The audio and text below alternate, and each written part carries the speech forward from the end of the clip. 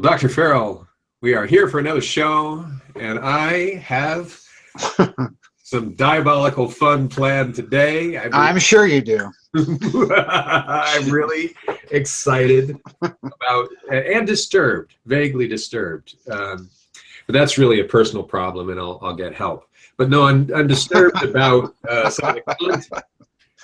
And I won't use some grandiose phrase like "what I've unearthed" has disturbed me, but you know, I'm constantly poking little issues that are either best left alone or they look fine until you poke them. And if you lift up a rock, you're going to find some bugs. And, you know, I just keep finding things that don't feel right. And and when I do, you know where I bring them. I bring them here. So, well, we should probably, before we kick off the show, get some business out of the way. So there was a press release that just went out yesterday, and it says author's strange esoteric news commentary goes global. The author in question is not David Rents. It is you. And the place in question is that we are now on iTunes, Stitcher, and Google Play, which are three major syndication networks that have picked up the news and views from the nefarium. And so now your nefariousness is being distributed across the globe in formats that anyone can listen to on their iPod, their phone, their watch, their radio in the car, and all kinds of other places, their portable devices. Yeah, so it's great to kind of see you out there. That's really cool.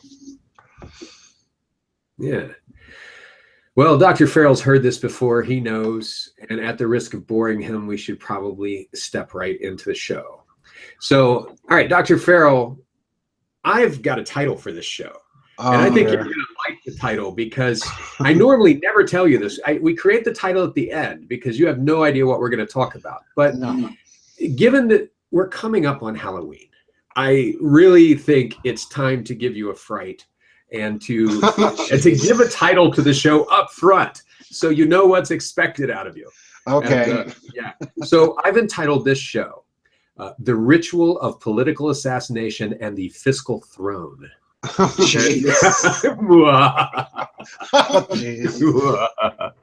thought you would like it. Not the episcopal throne, the fiscal throne, which is yeah, I got that.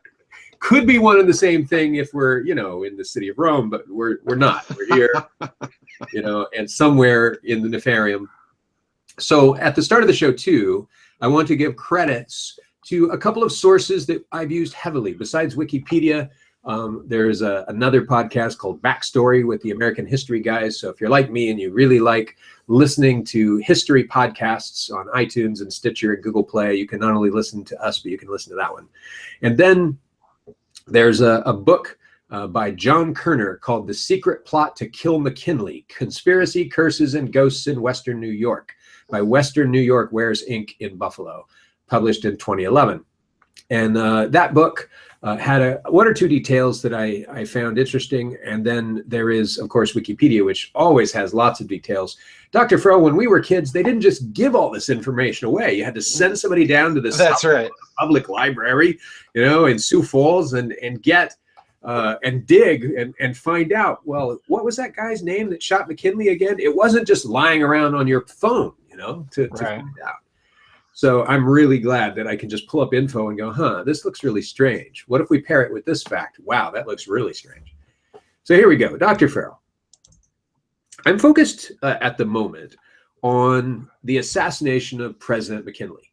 And this is the third assassination of a president in the United States. First, there's Abraham Lincoln, then there's Garfield, and then there's McKinley. And there's an attempt on Andrew Jackson, don't forget. Yes, that is true. And that would be an interesting thing to revisit.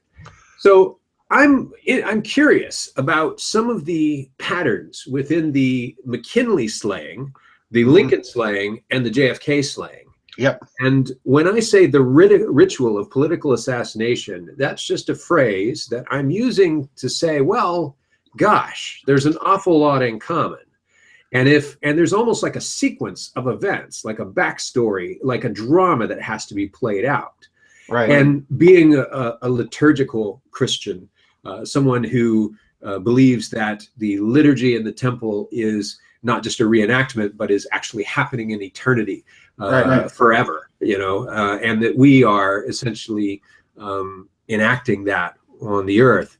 I'm very used to this notion of a backstory and a ritual and a liturgy that is a sequence of events being played out. And even if one is not, arguably the entire Christian religion is founded upon the Christian calendar, the fasting seasons, the gospel story. Even if you're a Pentecostal, it's based on this narrative of the life of Christ and leading to his entry into his ministry and the crucifixion and the resurrection and so on, right? So here are the things that I've placed. Let's just look at McKinley, okay? And I'm going to hit the big points and then read some small points and then ask you first what the heck is going on with this. And as you know, I have 3 segments planned for the show, and each one is merely building a little exponentially on the other. Okay. So the first thing is the location is interesting. It's a little weird, you got to admit, for McKinley to be shot in the Temple of Music. I mean, when you look at that, you're just like, wow, okay. And we know that that's just part of an exhibition. It's a name. It's like creating an Olympics temple to sports and fitness or something. It doesn't really mean anything until it does. And it's all fun and games until somebody has a blood ritual in the middle of your Temple of Music. Right. So, the first thing that struck me about that was ancient Roman rites and things like that. I just went like, ooh, the Romans would have looked at this very differently had this happened on their watch. Secondly, there's this issue of the mystery bullet. And so, they shoot McKinley. The guy shoots McKinley a couple times. One of the bullets went right through him, and we would think that's normal, except that that's not what happened at first. At first, they were convinced that this bullet was in his body, and they searched all over the place for it. They dug through him trying to get the bullet, only to find that this bullet had disappeared. And if that reminds our listeners of a bullet lying on a stretcher somewhere disappearing in the 1960s, after having done major acrobatics, that's interesting. So it struck me, wow, that's the first place I started thinking of this as a ritual, is maybe a mystery bullet's part of the ritual. And then what happened is immediately after the assassination attempt, there is the War on Anarchy. And this is a forgotten piece of history that, we have after 9/11, you have the War on Terror is inaugurated, right? When McKinley dies, there are groups that went to parts of New York swearing to kill 10,000 anarchists because the assassin was a reputed anarchist. And there was a virtual war on anarchy that rose up. Roosevelt, who becomes his successor, declares that there's nothing worse than the scourge of anarchy. It must be stamped out from our country. And the government goes into this mode of finding the hidden anarchists among us and ridding us of the internal demon, right? Mm-hmm. And so, again, if I were writing a myth and I were telling Joseph Campbell's, story with 10,000 versions, I would be looking at this as a refrain from something. Mm-hmm. And it almost reminds me of an opera or something that, that Beethoven would put together, or Wagner. But then next thing you have is really, and I'm going to dig into the details of this stuff. I'm just breaking I'm breaking the eggs to make the omelet, but we're going to stir in a few minutes. And after you get a chance to respond to this stuff, I'm going to break out the actual details, because there's weird meat in those details. But the next component is either a short trial or no trial. Mm-hmm. Just like a virtually complete lack of this competing ritual that is the justice system. And I found something there that I find really disturbing. And I don't bring you stuff just because it's weird. I bring you stuff because I'm a little itchy about it. It feels disturbing. Mm-hmm. And here's what I find disturbing. It wasn't enough to have no trial. There was a mockery of justice. There was, I'm going to read what the guy did, but the stuff that was done in that courtroom was an absolute mockery of justice. The same thing happened in another assassination that I'll bring up. And of course, you can probably think of others. But it's almost like the existing narrative of the U.S. judicial liturgy, the system of giving somebody a fair trial, had to be mocked in the process of doing this. It was like a competing ritual.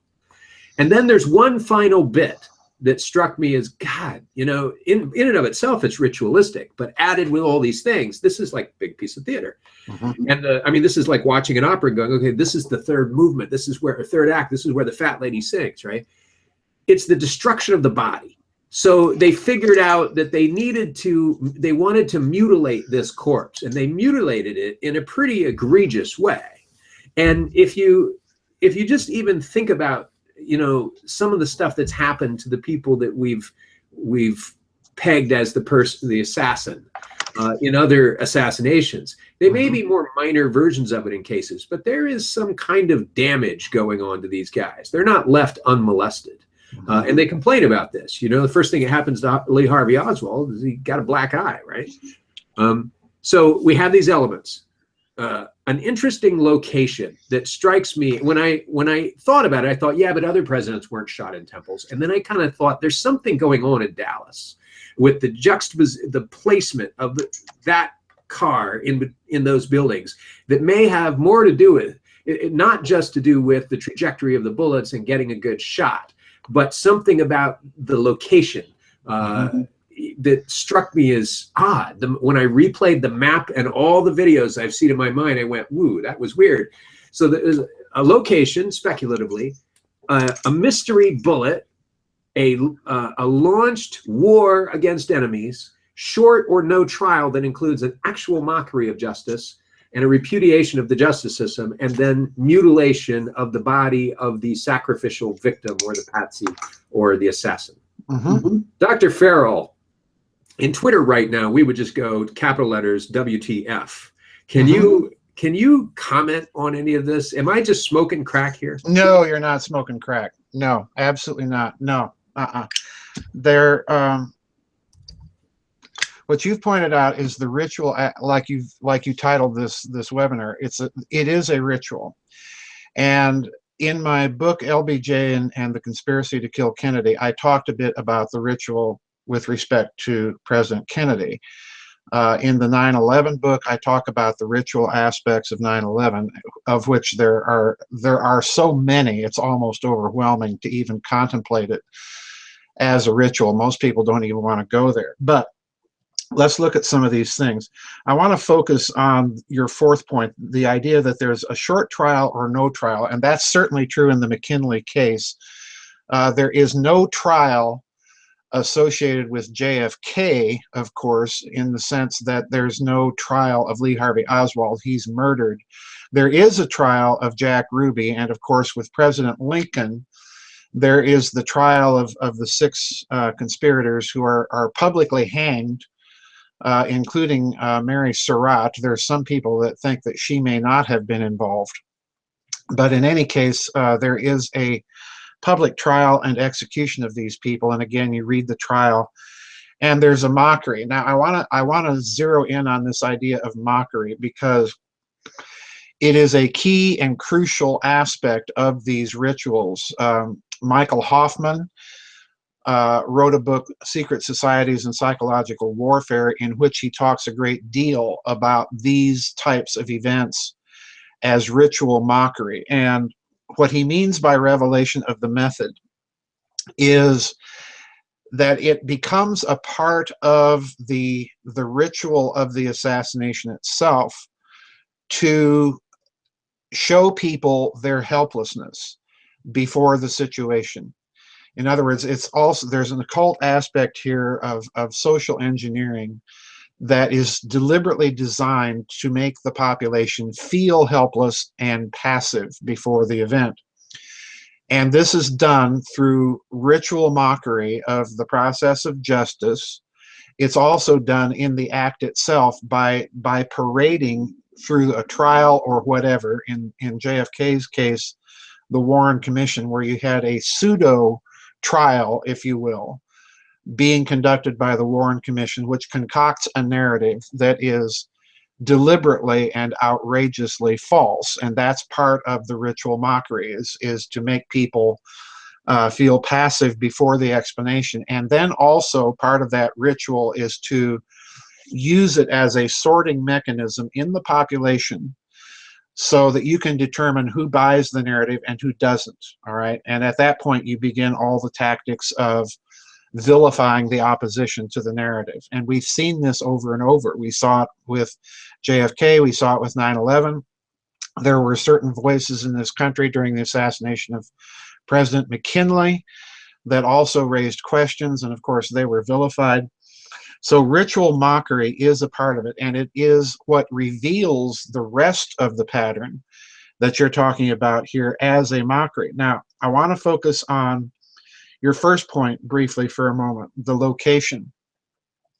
If you look at McKinley, Lincoln, and Kennedy, you're also looking in each case, in my opinion, as at a kind of occurrence of this kind of ritual in a temple.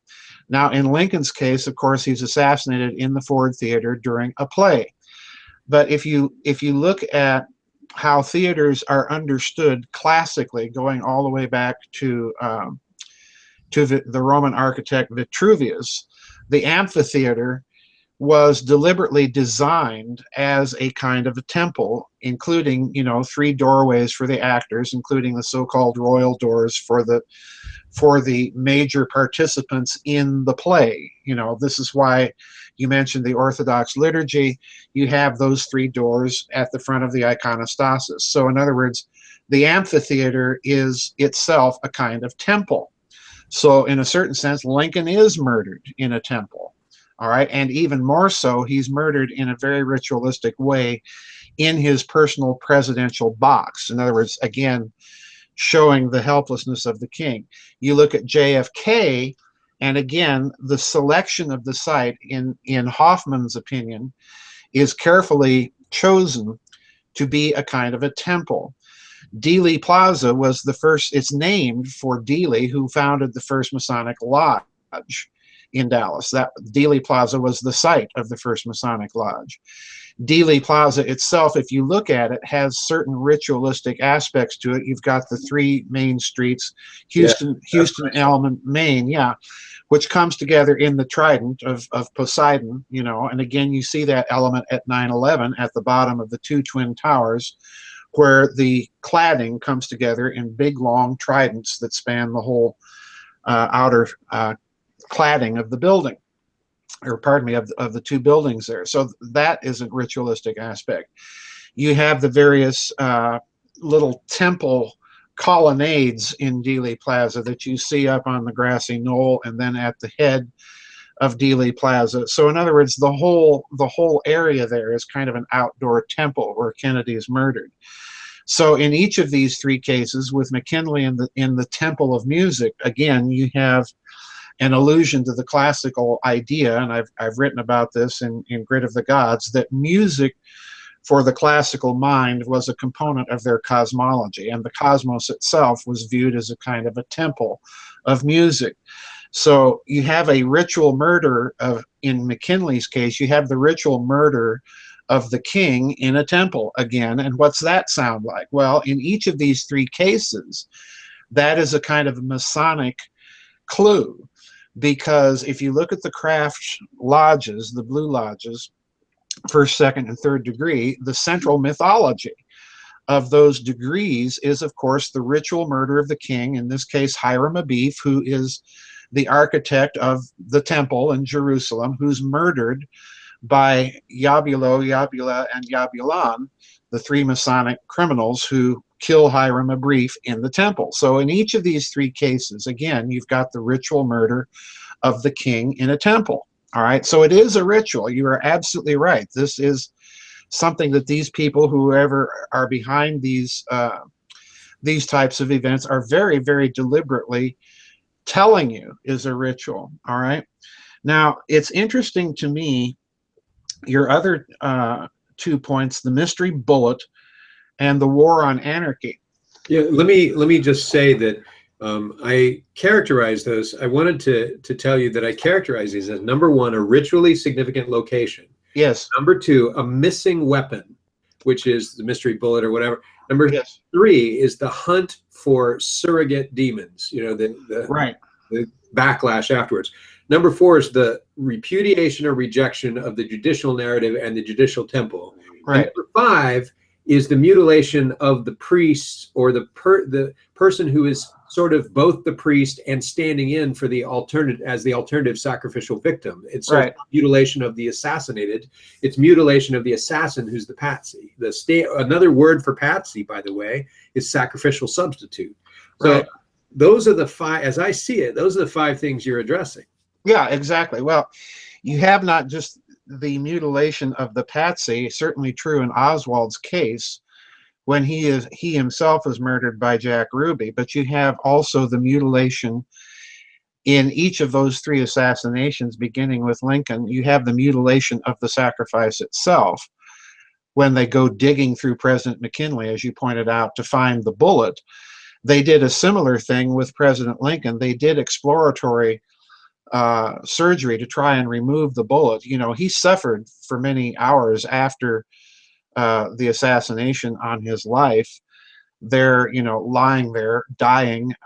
They were trying to find the bullet and quickly determined that there was no way that they could remove it without endangering him even more. With Kennedy, it's even more bizarre, of course, because there's every indication that somewhere between Dallas and Washington, D.C., a major mutilation was performed on him. If you look at the research of David Lifton, which I kind of review in the JFK book, that some point during the transport of Lyndon Johnson and the body back to D.C., a major surgery was done on President Kennedy to disguise the wounds of entry and exit on the body in order to fit the emerging narrative that was being driven. So I would add to the mockery of justice component, I would add the creation of a ritual narrative that is divergent from what actually happens. All right. But again, you do have the mutilation of the body. You have the mystery bullet in all three cases. Certainly the case with President Kennedy when the so-called magic bullet appears on a stretcher at Parkland Hospital. So you have with the mystery bullet, I think what you have here is obfuscation of data, obfuscation of the evidence, as I've referred to the same thing. Now, I want to talk about the war on internal demons for a moment, because this is also a huge component. And let's go back and include the assassination attempt on Andrew Jackson while we're at it. I just finished, I don't know if you noticed this, but I just finished a webinar in the members area about the Louisiana Purchase. And I talk about very, very briefly the fact that Jackson himself believed that the Bank of the United States was trying to kill him for his opposition to it. And in fact, there was an attempt on Jackson's life. And he made that complaint to none other than Martin Van Buren. So yes, you have, in addition to all of this, you have this war on an internal demon, as you put it, that emerges after the Lincoln assassination. Of course, they hunt down the Confederate conspirators, as they like to call them. In McKinley's case, anarchy. In JFK's case, the war becomes an external war to inject American power into Vietnam. After 9/11, of course, we have the war on terror, which is both external and internal. But yeah, that's part of the ritual, to create a false narrative to justify the exigencies of the use of American power, that whoever's behind the event wants to go after some enemy. And that becomes part of the social engineering agenda as well, because you create a passive populace to go along with whatever enemy they want to pursue. So yeah, I don't think you're barking up the wrong tree at all. I think you,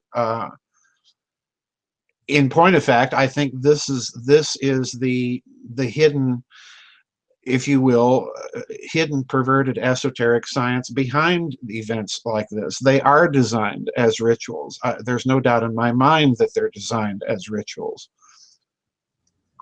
Well, I can't help but pick up, as you know I like to do, nurse some of the details out of it, which seem to support this, because, wow, that's really loud. Sorry. Dr. Farrell is unwrapping an Arby's roast beef right now. No, actually, I'm toying with a piece of paper that I'm taking notes as we're discussing things. Oh, okay.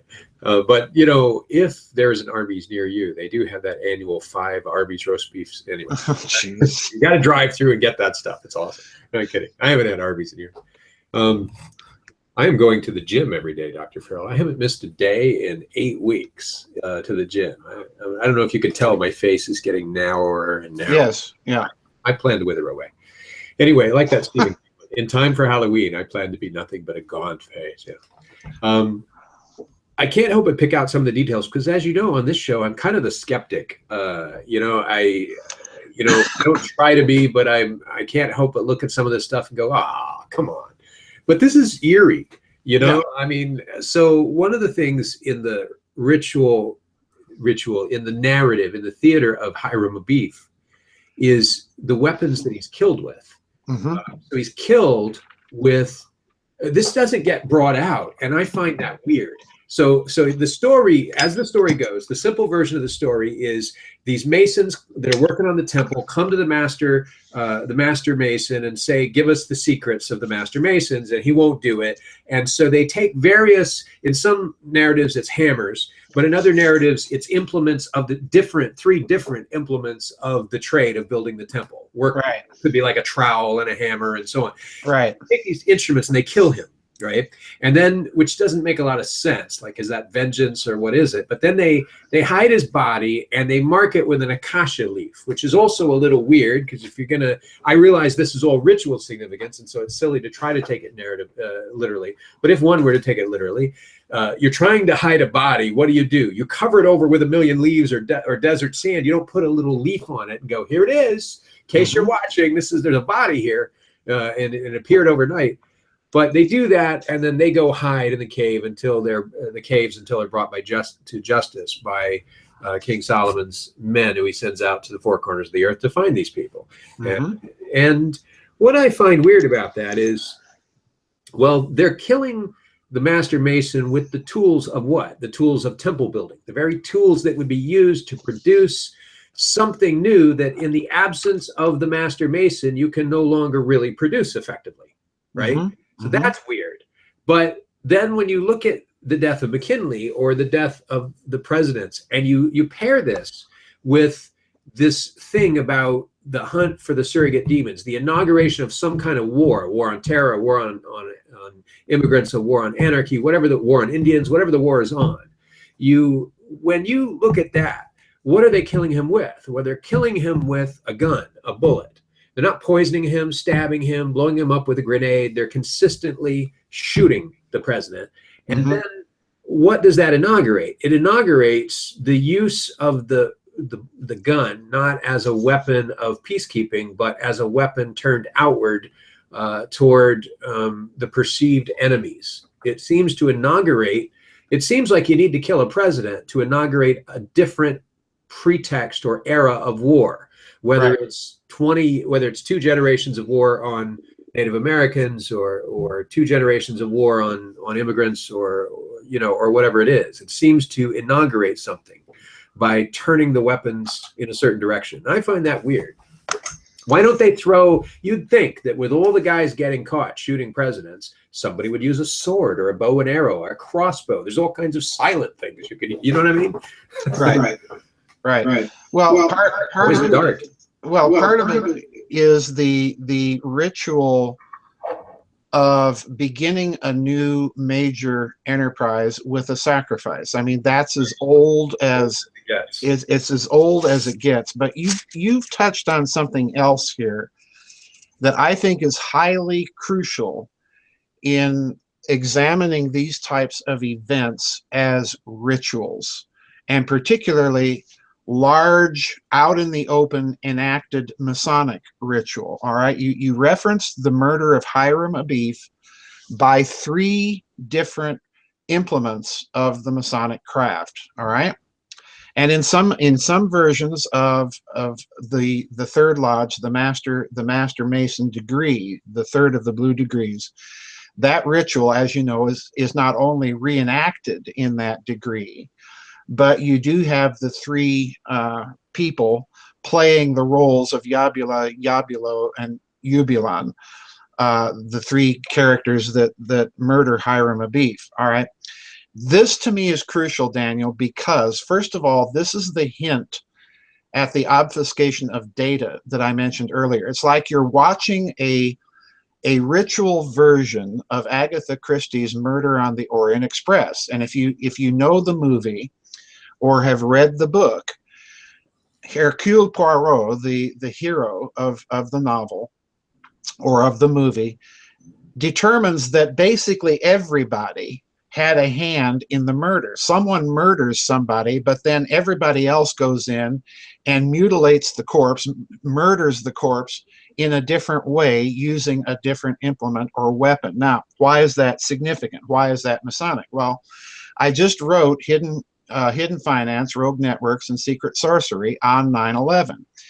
And I argued in the book what I've argued all along, that the 9/11 truth community is not arguing the event adequately. What they're looking for in classical terms is the murder weapon. What brought down the Twin Towers? Was it controlled demolitions? Well, there's evidence for that. Was it nanothermite? Well, there's a little bit of evidence for that. Was it mini nukes? Well, there's a little evidence for that. Was it some sort of exotic energy weapon? Well, there's some evidence for that. And what you see going on, Daniel, in the 9/11 truth community, as each group is focused on one and only one murder weapon, and therefore one and only one perpetrator that would have access to that kind of technology, they're ignoring the fact that what you may be looking at is all of the above. In other words, several different groups involved in the same ritual murder, each with their own agenda, each with their own access to different technologies, and therefore different perpetrators, all right? That's exactly what I think went on at 9/11, and it's exactly, I argued for three basic levels of perpetrator in 9/11, and again, that's partially because you see this in the ritual of Masonry. You have three different perpetrators using three different murder instruments, so to speak. And that's precisely what I see going on in 9/11. So let's look at JFK for a moment to see if that pattern of different implements of murder holds true. Well, again, if you're familiar with the actual reportage on the assassination of President Kennedy, and I remember vividly as a boy watching this. I've got a documentary where it has all these CBS, NBC, ABC news reports arranged in chronological order so that you can watch them.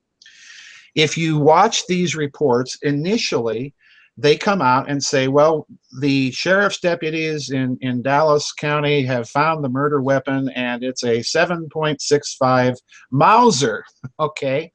And then as the narrative proceeds during the day, you find Walter Cronkite getting up on CBS and saying, well, no, we've been reporting all day that this was a Mauser. Now we've learned that this is actually a 6.5 Mannlicher Carchanto. He mispronounces it.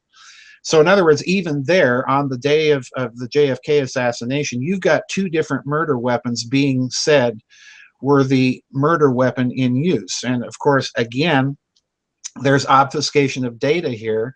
The sheriff's deputies that went in there in the school book depository, Roger Craig most famously among them, he maintained till his dying day that what they found in the school book depository was a 7.65 Mauser, not a Mannlicher Carcano, all right, with a misaligned scope to boot. So in other words, there's this whole idea of using several different weapons to accomplish a ritual murder. And it's true in JFK. In my opinion, it's certainly true of 9/11. The three biggest contenders, in my opinion, for the mechanism that brings down the Twin Towers is controlled demolitions, mini nukes, and exotic energy weaponry.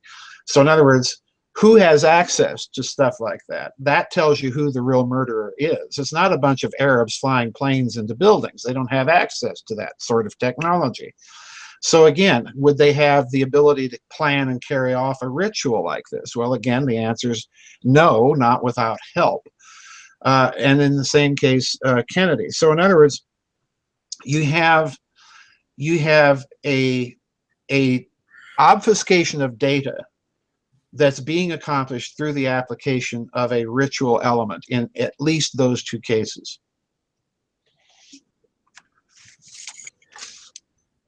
Oh, I thought you were pausing. No, I'm Okay. I'm done. I was waiting as the and.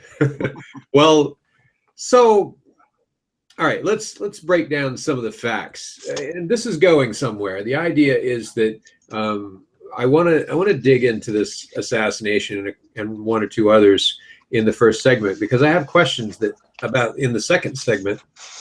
It only makes sense if you've absorbed this stuff. Mm-hmm. So here's what happens: is first off, there's a weird vibe going on in that the secretary to the president, George Cortelyou, warns McKinley not to go into the Temple of Music, takes it off the agenda twice. Right. McKinley puts it back on each time. McKinley doesn't want security detail, doesn't want to worry about it, likes crowds, but there's concern that an assassination attempt will take place. And this reminds me of the attempts to warn various people of that the route of the Kennedy motorcade was being compromised, right, and so on. But this happens, and then the guy that does the assassination, he's the backstory behind him is that this is a response to the financial panic of 1893, the equivalent of the banking crisis of 2007, right, back in the 19th century. The end of the 19th century, you have the panic of 1893. What happens? Much of the same stuff, people committing suicide, bankers getting away with swindling the American public, various people in power getting rich, etc.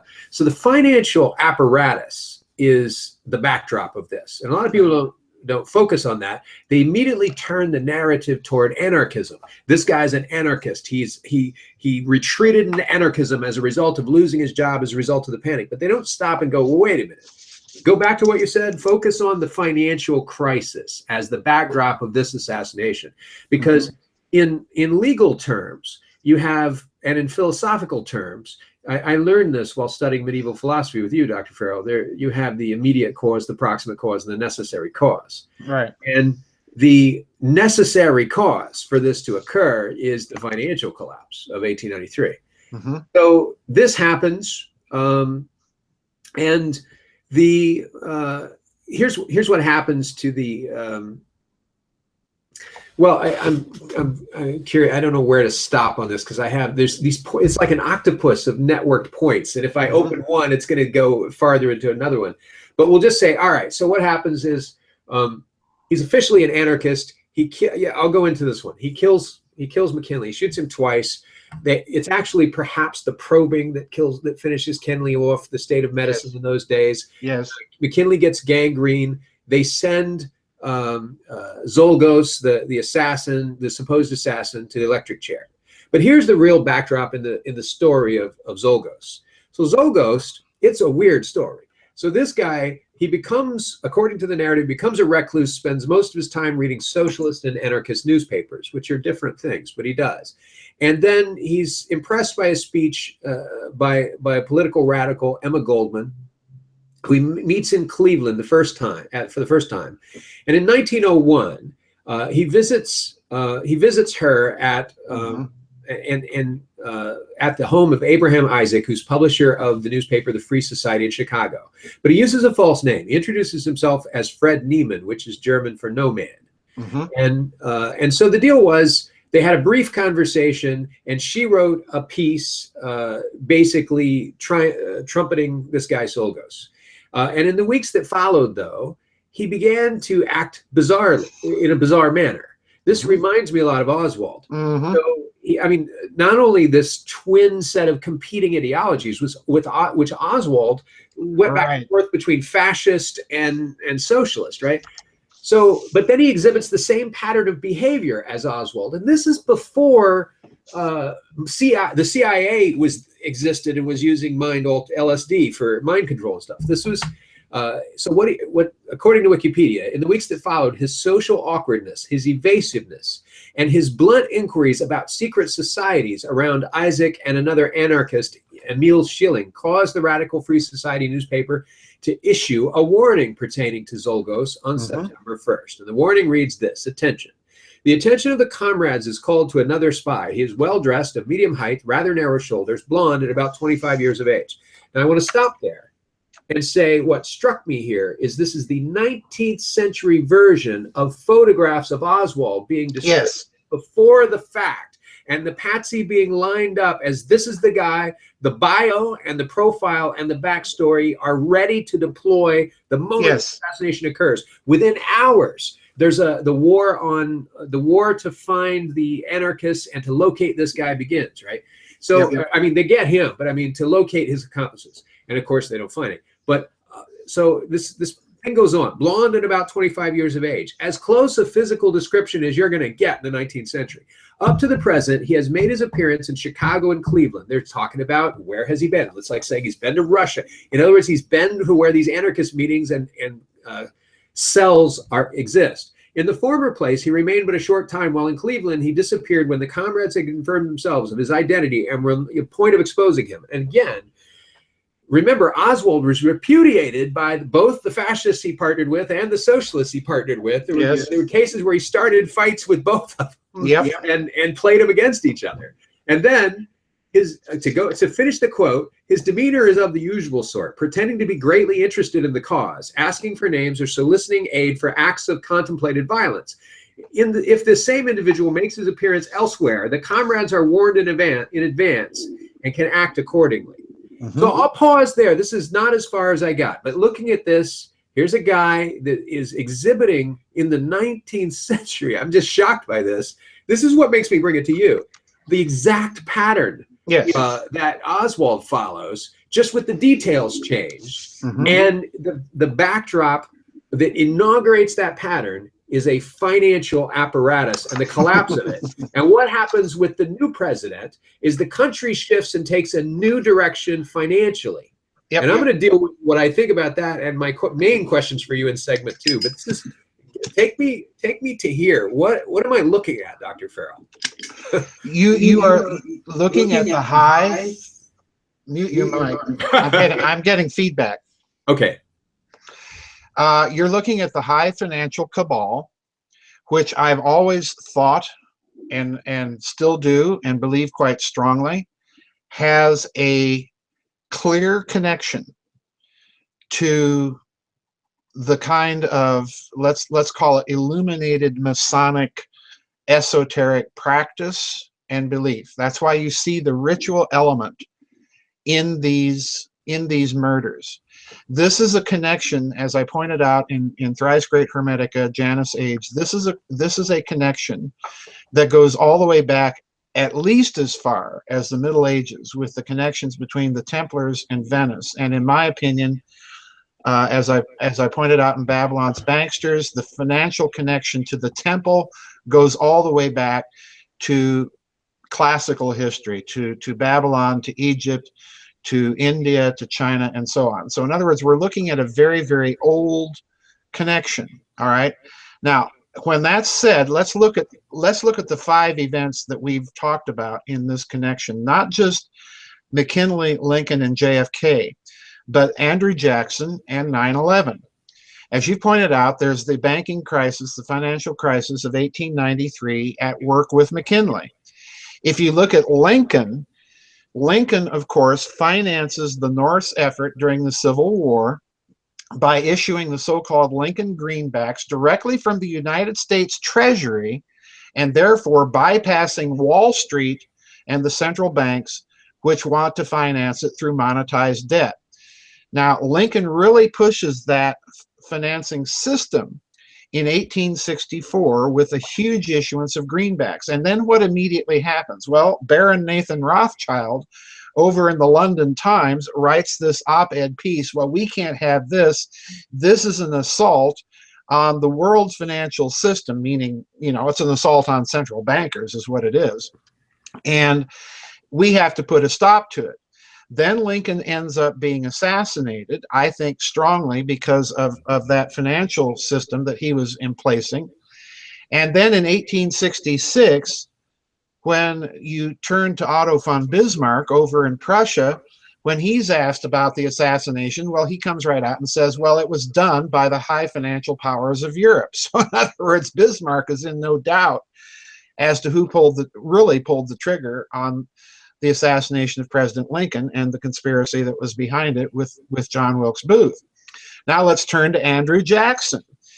Jackson, when he recalls, and this is very important, you got to remember, Jackson is locked into a life and death struggle with the Bank of the United States because he wants to overturn the charter, get rid of a central bank, and return the country to constitutional money. And the bankers are going absolutely nuts. It's their reaction then was kind of like the reaction we see now among the globalist camp to the candidacy of Donald Trump. They're just absolutely going berserk with fear and panic.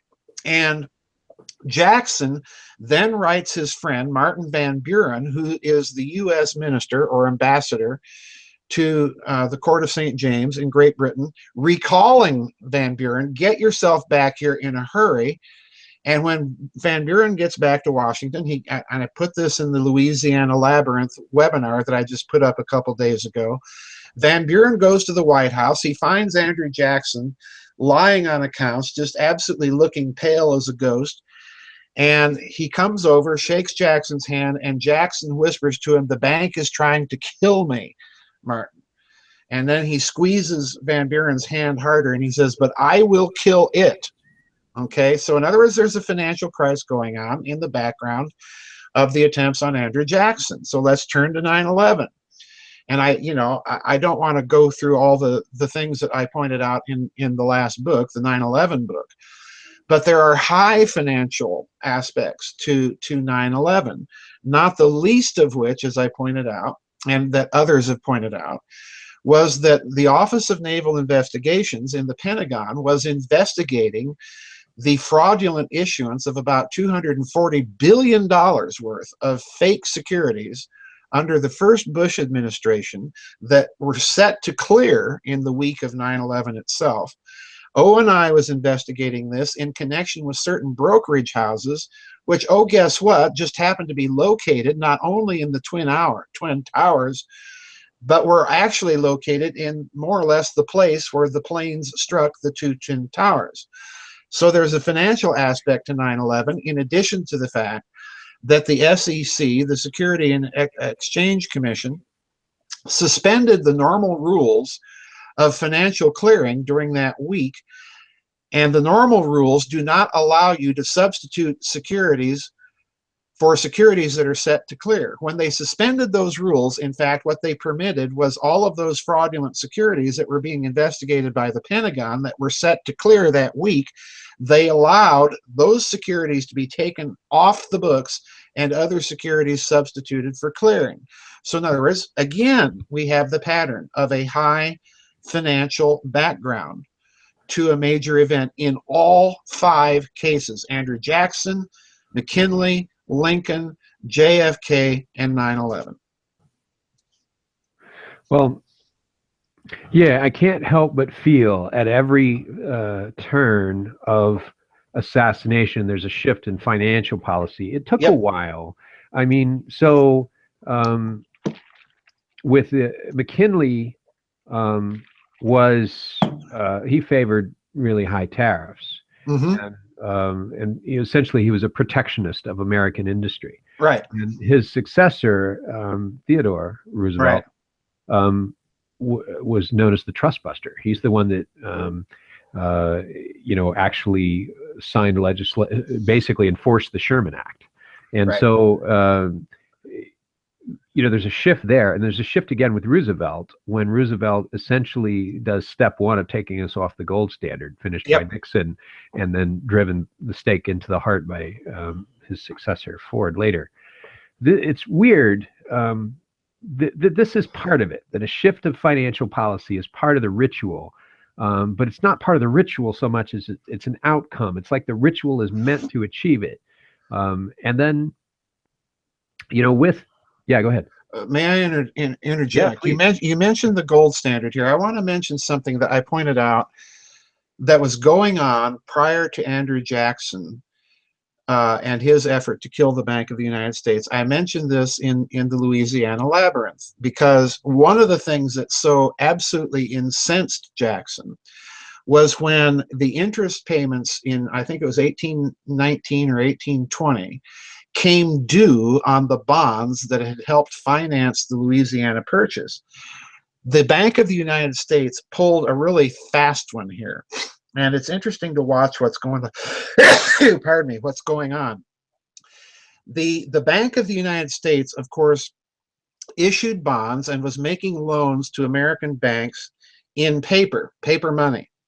When the interest payments came due on the Louisiana Purchase bonds, those payments had to be made in specie, in other words, in silver or bullion. So you'll notice there's a neat swap going on. And I would argue, although this probably isn't the place to do it, I would argue that the same thing is going on with Nixon and Ford, that what you have is a swap of paper for bullion. All right, because you see this clearly in Andrew Jackson's case. They're issuing the bonds and the money on the bonds in paper form and demanding payment in specie. That's a nifty little trick. And of course, Jackson was just absolutely incensed, because what it was doing was removing specie from the United States Treasury and shifting it to Europe. And you see the same thing going on with Franklin Delano Roosevelt in 1932 with the Confiscation of Gold Act. I think it was 32. You see the same thing when Nixon takes us off Bretton Woods and Gerald Ford drives the hammer in. There's this swap of paper for gold, of paper for silver. So anyway, continue. I just wanted to interject that there. Well, this is there's a whole series of patterns, and that's really kind of the topic of the first part of the show. We haven't got to the second topic. If you remember, the title had two parts. That's yes, I do. But yeah, this is because I can't help. I'm listening to this stuff, and I'm doing four things at once, and that multitasking leads me to draw associations. So I'm looking at this, and all right, let's go back to Zolgos and his trial. So there's a couple of things about it and the aftermath of it that are pretty freaking shocking. So let's just deal with the trial part. So he's caught, and just what's interesting too, there's something here. I don't want to leave it without this. I guess I do want to stop before we go there and say this. There's some similarities between Kennedy and McKinley.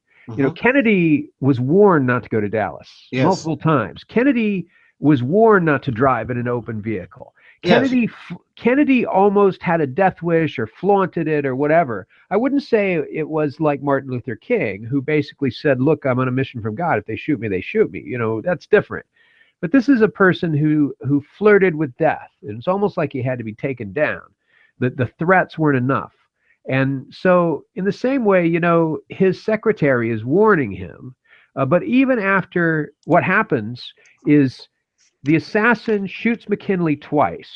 And now there's narrative accounts. This is coming from that book by John Kerner, but there's narrative accounts that there were other people in the crowd that seemed to be almost shilling for him, that the guy in front of him in line to shake hands with McKinley leans backward so far that it's really awkward, almost to cover the revolver. As he's shaking hands, like a leaning way back and shaking his hand, and then gets out of the way immediately as the gun comes out. And then the gun shoots McKinley at that point, and the president goes backwards, and they seize Zolgos, and they begin beating him severely. And the president shouts out as they're beating this guy mercilessly. The president shouts out, "Go easy on him, boys." This is a guy who just got shot, has fallen backwards, but he speaks up to don't kill this guy and don't destroy this guy. Now that's weird, because I get Mercy. I think he's probably a great man. I get that he's a jovial character. But if he were also in on this ritual, what that would mean is don't muck it up, because I know what's happening. Or it could be, this is not the moment when this happens. This happens at a different moment in the narrative. Or there's just some of that same jocular disdain for death that you see with Kennedy. So that I wanted to hit that, and then we'll go on in a second to what happens with the execution. Well, just let me interject here. You can go on to the execution, but let me just interject. There are even parallels between Zolgos and, if you look carefully and read the records carefully, with Sirhan. and what he did under hypnosis with, I believe it was, what was his name? Sidney.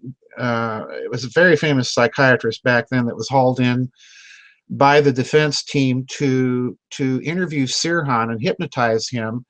And they hypnotized Sirhan and asked him to reenact the assassination of RFK. And of course, what they say he's doing is he's grabbing for his gun, but he's really not grabbing his gun. He's grabbing his crotch and then coming out. And this, again, if you look at Zolgos, you have almost the same kind of frenzied, I don't know what else to call it, almost a kind of a sexual undertow to the assassination of McKinley. There's some. There's huge. Yeah, there's into it. Yeah, yeah, there's huge. Yeah, but yeah, there is, there is, and it's a little gross and weird. It's a little gross and weird. Yes, well, it's the same in Sirhan's case, but again, I'm kind of like you, Daniel. When you're looking at a pattern that is constantly repeated, you're no longer, like it or not, folks, you're just no longer looking at coincidence.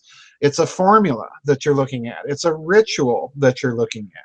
Anyway, I didn't mean to interrupt you. Well, I suspect that we're looking at a tradition of using. Let me rephrase that. Lest I commit. I might be tempted to suspect. Yeah. Okay. That we're Thank you, Mr. District Attorney. I'm not signing that bill. Daniel becomes a lawyer here right before your eyes, guys.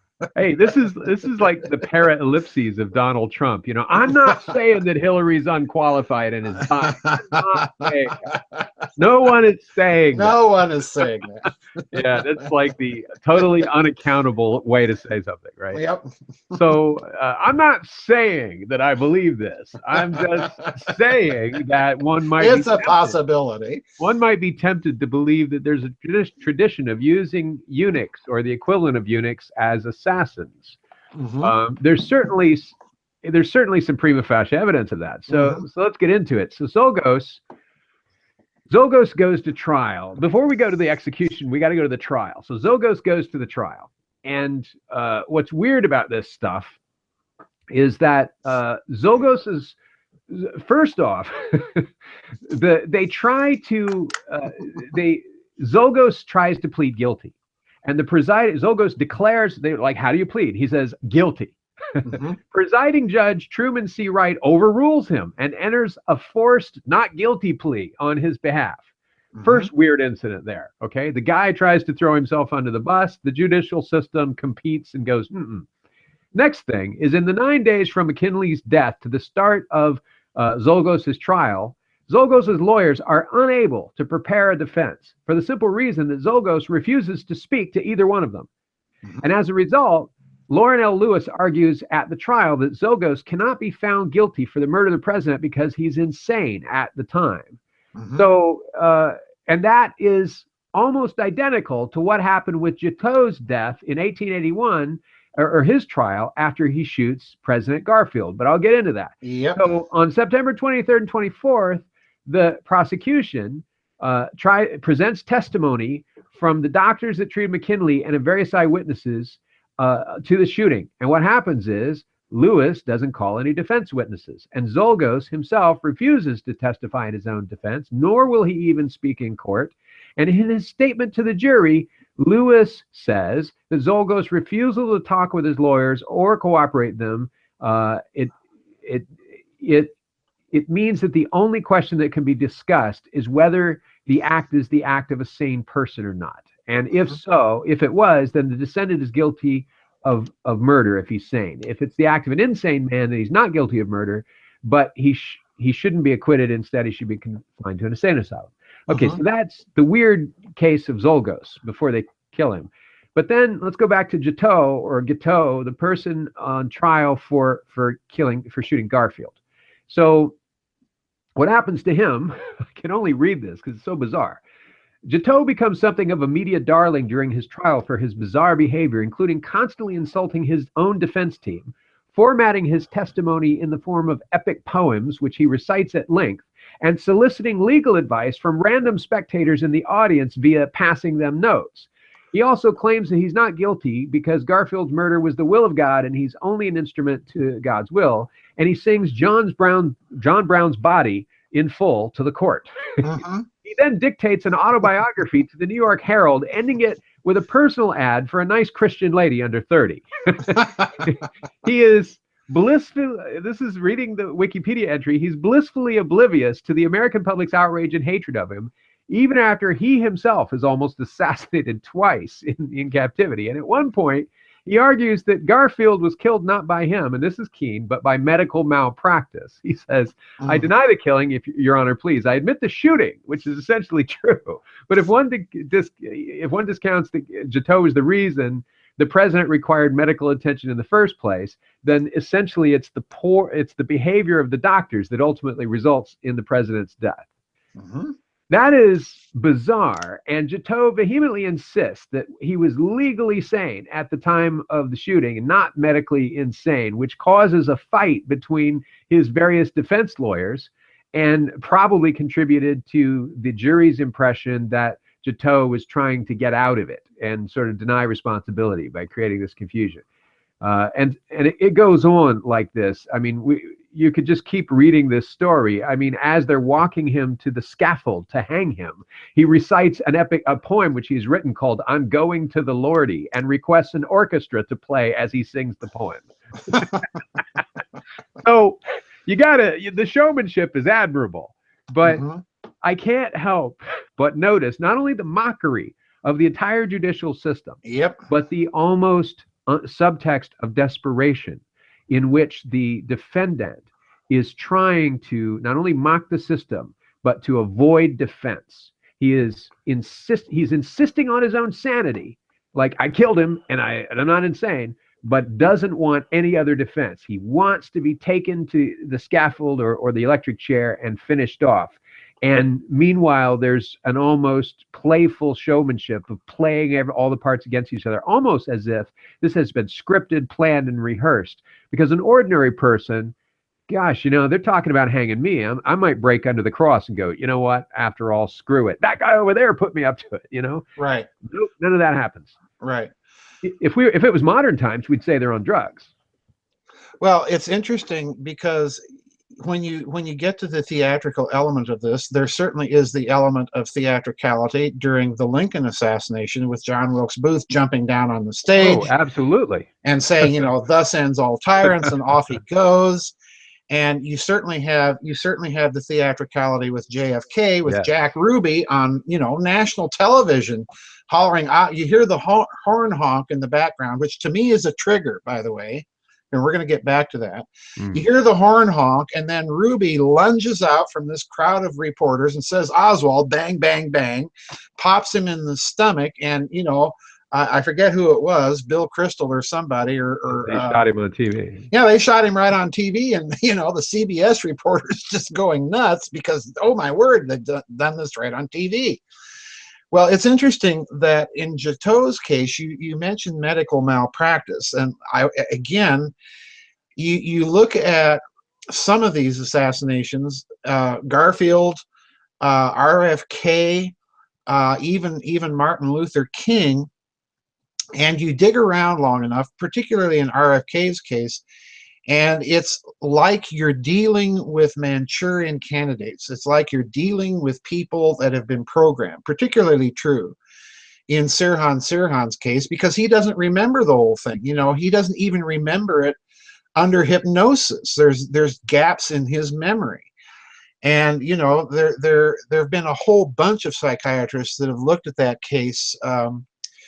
But basically, it comes down to the fact that there is a likelihood that somehow these people in Guiteau's case, in Sirhan's case, may have been programmed. And why do I say in Guiteau's case? Well, in the 19th century, of course, you had the appearance of animal magnetism, hypnosis, this whole spiritual movement, which began the attempt to study these kinds of phenomena and apply them scientifically. So, could he have been an early version of an MK Ultra Manchurian candidate? Yeah, I hold the possibility open. I certainly hold the possibility open in Sirhan's case. I mean, that's just bizarre once you start digging into it, because There was a famous medical doctor, William O'Brien, in Southern California, that actually, if you dig around long enough, admitted when he was drunk one night to a prostitute, basically, that yeah, he helped program Sirhan to take out RFK. And what was the trigger? Well, it's very interesting. In cases like this, there's usually some sort of physical trigger, either in the environment or a person or something, that triggers the hypnotic programming. I think in the JFK case with Ruby, it was that horn honking in the background. In Sirhan's case, it was the girl in the polka dot dress and the fact that he was taken into certain areas behind the scenes there at the Ambassador Hotel. I think that's also part of the trigger. Who knows what it would have been in Chateau's case? There may have been a triggering event even in Zoglos's case with McKinley, namely the location itself. Location can be a trigger. So yeah, you know, again, there's a ritual element here of programming, and the idea of divine sanction, you know, God made me do it, or the devil made me do it. There's always somewhere in these stories some sort of appeal to a sanction that is either divine in nature or supernatural in nature, or the appeal to the greater good. In Jack Ruby's case, you know, well, I did it because I'm a patriotic American, and you know, I was upset at the murder of JFK. That's the official narrative. So you've got all of these things. Again, to me, they only confirm your ritual reading of this, Daniel. To me, they're huge indicators that you are looking at events that are not only pre-planned, but pre-planned in precisely a ritual way.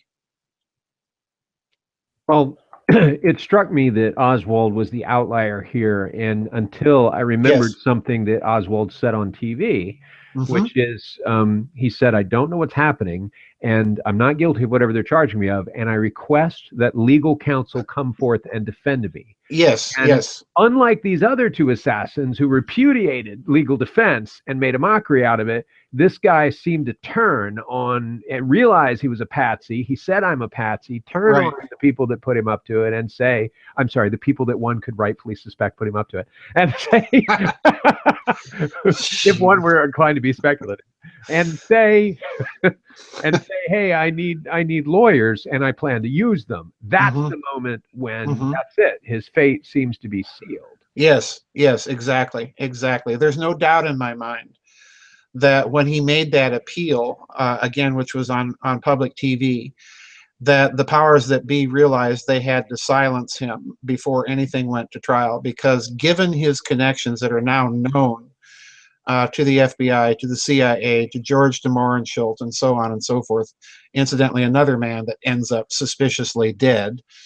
Once anything would have gone to trial, then it's fair game, because again, a trial of Oswald under the laws then extant would have had to have happened in a Texas court. And under the process of discovery, his defense team could have, number one, prolonged that trial a great deal by the amount of what they wanted in the process of discovery, and the government would have had to comply, or the whole thing, you know, may have gone to a mistrial or even an acquittal if he was prevented from entering an adequate defense. And again, since we're talking about trials, let's remember that Jack Ruby did go to trial in the state of Texas. He was found guilty. He was sentenced to death. And then on appeal, his lawyers argued that he was not given a fair trial in Texas because of the media publicity. They appealed the case. They won the appeal to a mistrial and a retrial.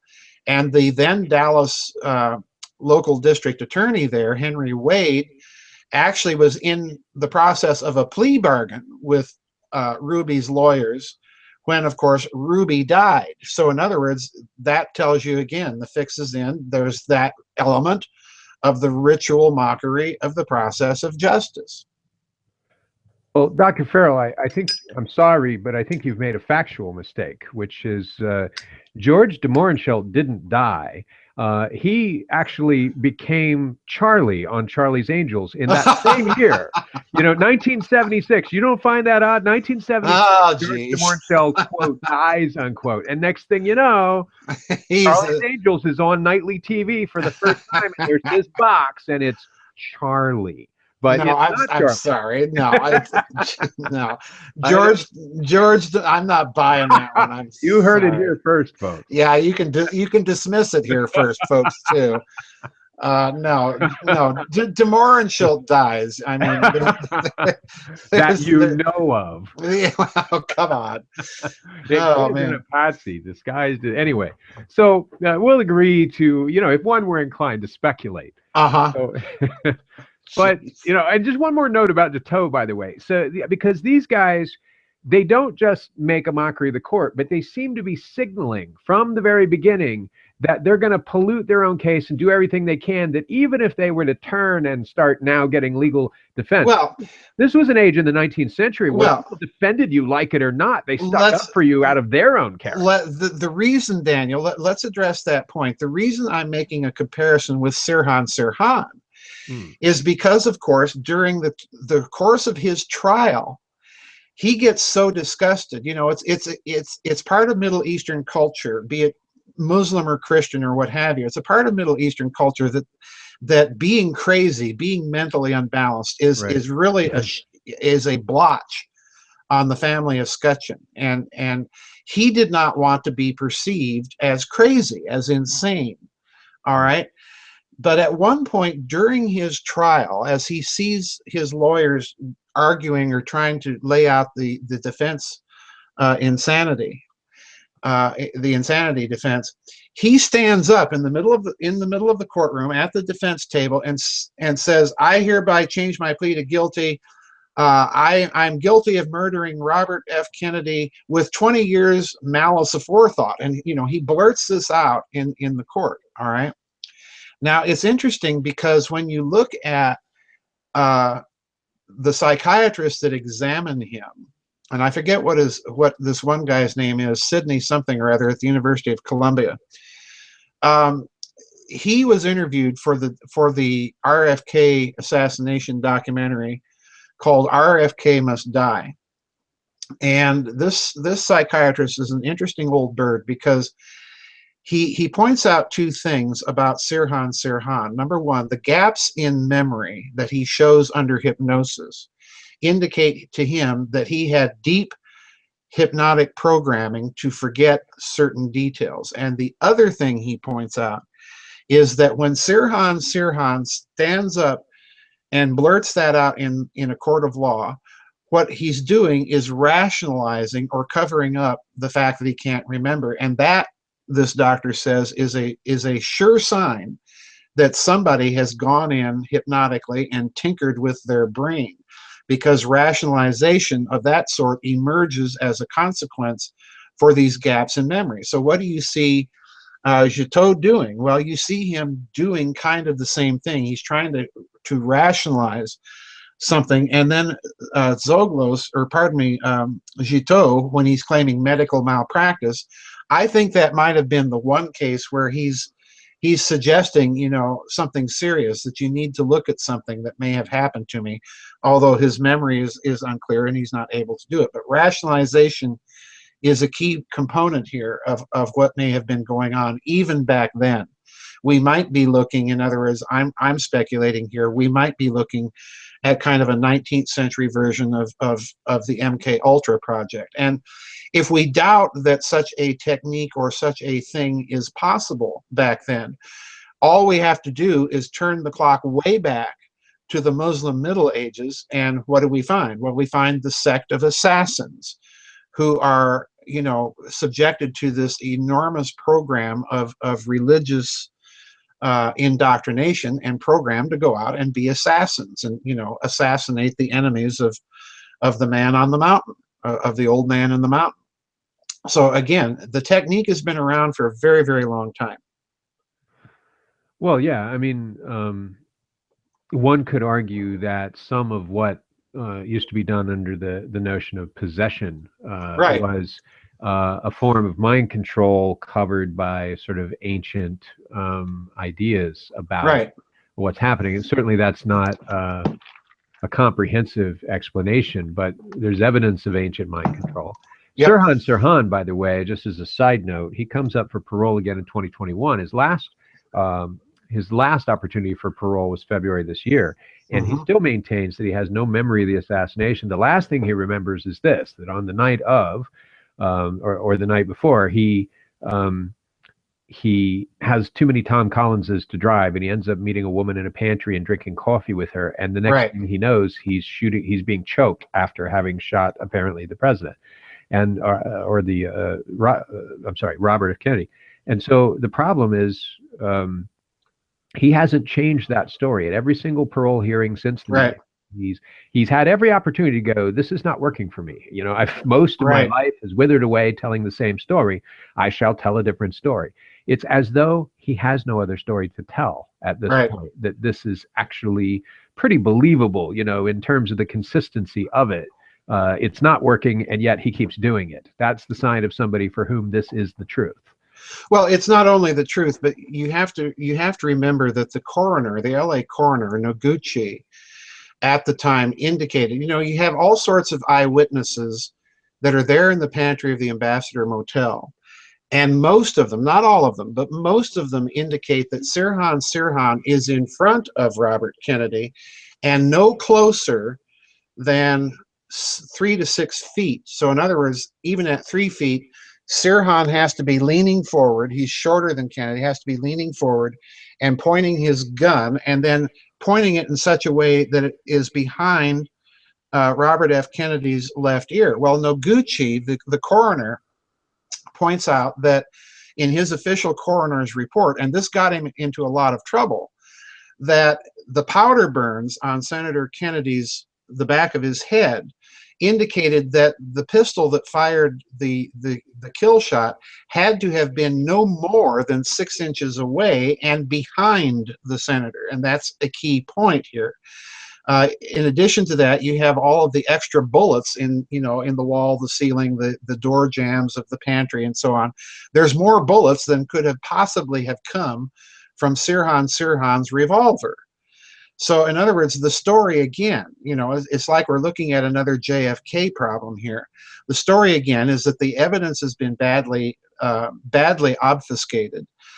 You have contraindicating evidence from several eyewitnesses and the coroner's report and so on and so forth. So that provides the context behind which, when I look at Sirhan and his memory gaps, as you've mentioned, that you're dealing with a man who can't remember, because quite literally those seconds have been programmed out of him. Now, the psychiatrist that I mentioned earlier in reference to that documentary, RFK Must Die, was asked very deliberately, could those memories be recovered under hypnosis? And his answer is yes. But the problem here is all attempts by psychiatrists and psychologists to go in and do that process of recovery, which would take a long time, have been denied by the California Board of Corrections to have any access to Sirhan to do so.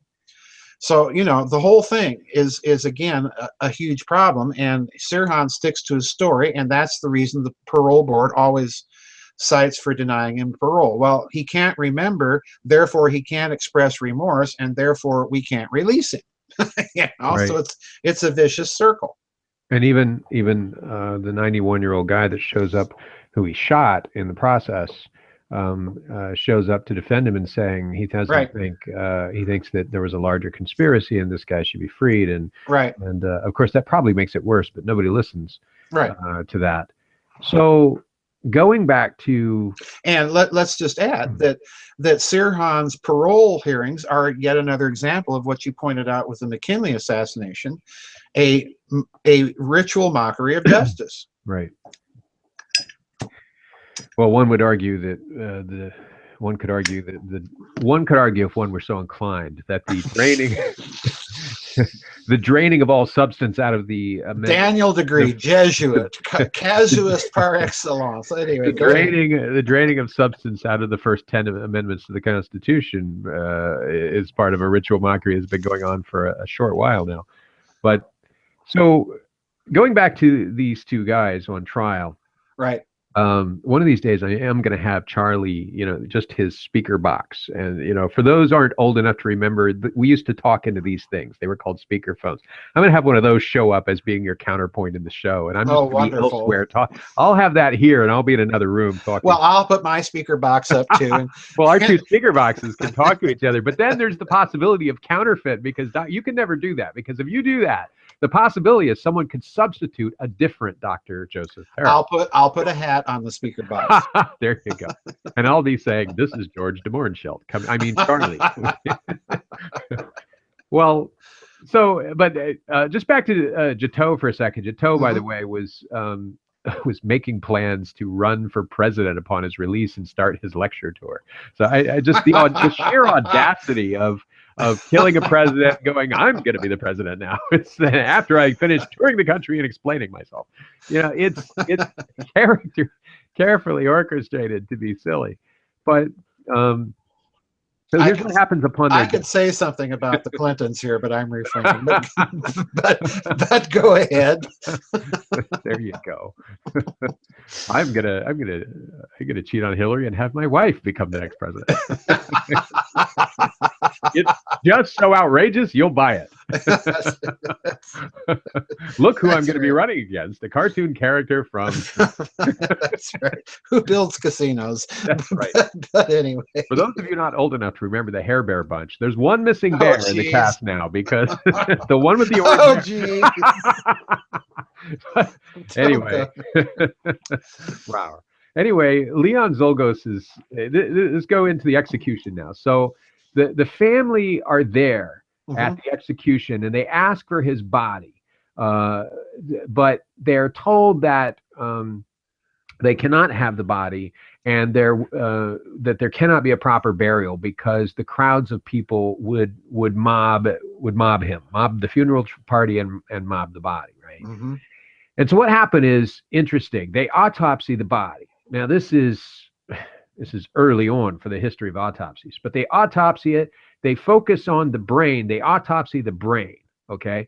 And then they make a plan that they're going to bury the body with quicklime to make it decompose very, very fast. But they try out quicklime on a sample of meat, and either it doesn't work or whatever, but they also determined that they're maybe legally limited and not allowed to use quicklime. So for whatever reason, they use sulfuric acid and pour that into the coffin, so that the body is disfigured within 12 hours. So it acts a lot faster than quicklime, if you've ever seen what sulfuric acid can do.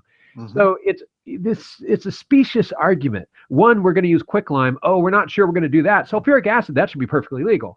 That's a specious argument. And number two, we tried it on meat. It works on meat. We're meat. So, there's, one dead meat, another dead meat. There's nothing to that argument. It's almost as though look, this has to be disfigured really quickly. And they not only disfigure the body, if that's not weird enough, but they burn his letters and clothing.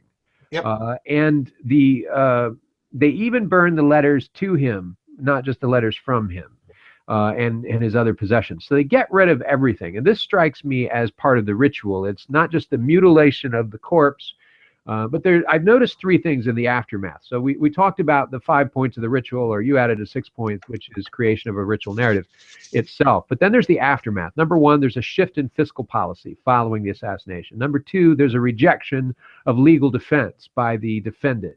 And number three, which corresponds to the mockery, but it's a separate point. And then number three, there's a mutilation of the corpse and destruction of evidence. So it goes beyond just what they do to the body. It goes to wiping all trace, so that the narrative is solidified permanently. There's no alternative narrative available in any archives anywhere. It reminds me of dumping a little person called Osama bin Laden into the ocean. And that's it. That's the narrative of what happened that night is the narrative. All alternative notions from DNA evidence or anything else are gone forever. Right? So Orca gets it. So then the next point, I went, that's Zolgos. That's the one assassin. But before him, Jato. Jato's body, same story. They're unable to afford a private funeral, and so the body is not released to the family. That's the excuse. They can't afford to do it. We're not going to give you the body. So instead, they bury the body in a quarter of the jail yard. Okay, so it's there. They have access to it. Here's the little side point that you mentioned. They did an autopsy. Again, this is even earlier than Zolgos. They did an autopsy, and they discovered he has a condition called phimosis, which is an inability to retract the foreskin, which at the time was thought to have caused insanity and caused him to assassinate Garfield. Mm-hmm. It's not that, but it certainly makes him a bit of a eunuch, right? Not a technical eunuch, but the inability to copulate would probably go with that, right? Right. So here's what goes on. They bury him after the rope, and they sell bits of the rope, and then rumors begin that the guards plan to dig up the corpse and sell parts of his body. Mm-hmm. And fearing a scandal about the disinterment of the corpse, they send the body to the National Museum of Health and Medicine in Maryland, which, what do? They take out his brain, and they preserve the brain as well as his enlarged spleen and his bleached skeleton. And these are placed obviously in different storage. So by definition, there is again an autopsy focusing on the brain, and there is a mutilation of the body. Yes. Simply by separating it out and storing it in different places. The body, it is almost like the old curse that you will not only be killed, but the parts of your body will be scattered to the four ends of the earth. Yep. And the worst thing in ancient times, by the way, if a member of your family was killed, the worst thing in ancient time was for your family not to be able to take your body and take it to the place, the grave sites of your ancestors, and restore it to your ancestors. The physical dirt and the physical interment of the body with your ancestors was a very important part of restoring sort of the whole order. The mutilation of the body in ancient times, what we now do in the name of autopsy, the mutilation would have been considered a gross affront. But then also not burying the body, because bodies were mutilated by various things, not burying it with the ancestors, but separating the parts and burying them in different places and containers would have been an attack on the body itself. Yes. And I can't help but notice that this is bizarre, and it makes me wonder, where's Oswald's body? What happened? Well, as you know, there were several attempts. Forgot. Well, yeah, as you know, there were several attempts to exhume Lee Harvey Oswald and ascertain, was it really Lee Harvey Oswald in the grave? And he was exhumed in the 1970s, and a report was made from Baylor University, I believe, a forensic pathologist at Baylor who had examined and concluded without any shadow of a doubt that it was, in fact, the body of Lee Harvey Oswald. A spokeswoman for Baylor, I forget what her name was, but she was one of the forensic pathologists that had been involved in that. Now, at the time, there was no DNA evidence, and people, I think, are still pressing for Oswald's body to be exhumed and a DNA test run, because I think his older brother is still alive, if I'm not mistaken. He may have died, but a DNA test could have been done to ascertain if it was in fact Oswald.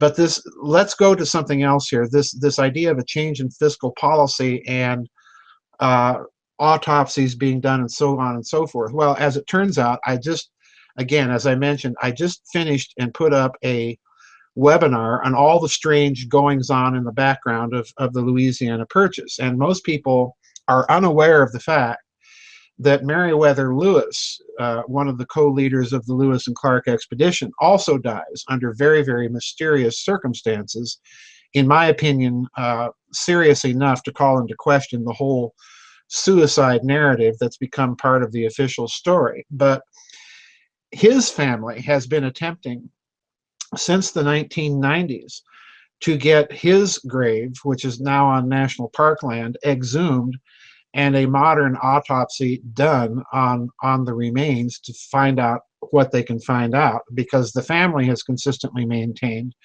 since his death in 1809, that he was murdered as well. And most recently, those attempts in 2010 have been denied by the Obama administration. So it's very, very interesting to see that even there were changes, obvious financial skullduggery going on in the background of the Louisiana Purchase.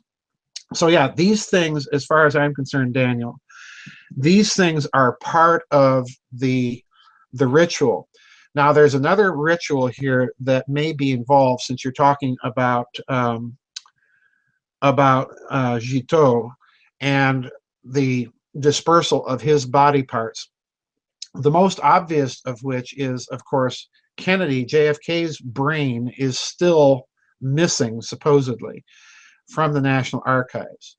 So in other words, we cannot do a brain section and determine the ballistic course of whatever bullet did kill him because of that fact. But there's an ancient practice, one that arose in ancient times and that was revived in the Middle Ages. It's called heart burial, where people's hearts would be cut out and buried separately from the body itself. And of course, you have the Egyptian practice of mummifying people and putting various body organs and burying them separately from the body itself. So again, who knows? Is there a ritual aspect to that? Maybe, because again, we've seen all the Masonic implications to these rituals hovering in the background.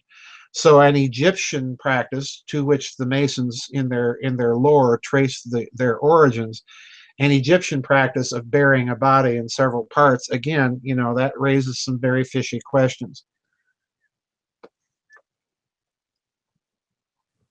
Well, I want to round out this segment of the show. The other segments will be shorter segments, but I want to, because this is all sort of preface, but I want to round this out. I found something that I brought up to you a long time ago that went missing for the longest time. There was no trace of it on the web. So when you and I first started talking about these issues, I was very interested in something that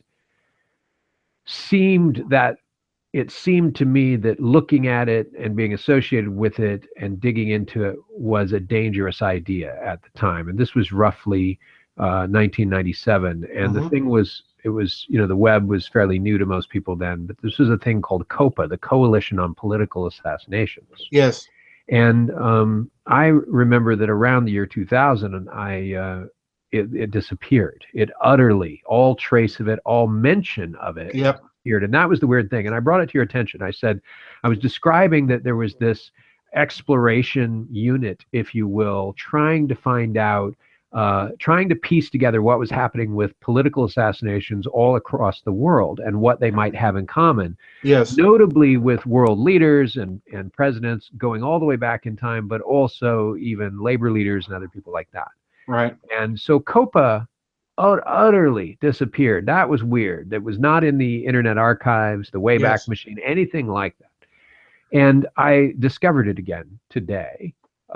It's there now. And I want to give the address, lest it disappear again. It probably will never disappear again, but I want to give out the address to the audience and mention a few things about it, because I think you'll be highly interested. It reminds me of a couple of other people like Chuck Harder and people that we're aware of, and I forget her name. She's the conspiracy theorist who did the longest running radio program ever. Sally Jesse Raphael? No. No, she's written a number of books about Mae Brussel. Yeah. So this reminded me. So the address of this is now an archive. It's archive.politicalassassinations, plural.net. archive.politicalassassinations.net. Now, I want to read just a section of this. The Coalition on Political Assassinations ended with the passing of John Judge in April 2014. In the last 2 years of his life, John Judge was working to realize the vision of a museum of hidden history with the incorporation of a 501c nonprofit in 2012. This was the work this was the work he was increasingly devoting his energies to, that harkened back to what he hoped to manifest by us endeavoring to establish a research center and library for the late great May Brussel in 1988 to 89. Right. Work is proceeding on the museum as John's collections of books, papers, and other research collections that were previously donated, I'm shortening this text because it's very complex, are moved to the new Hidden History Center in Falls Church, Virginia.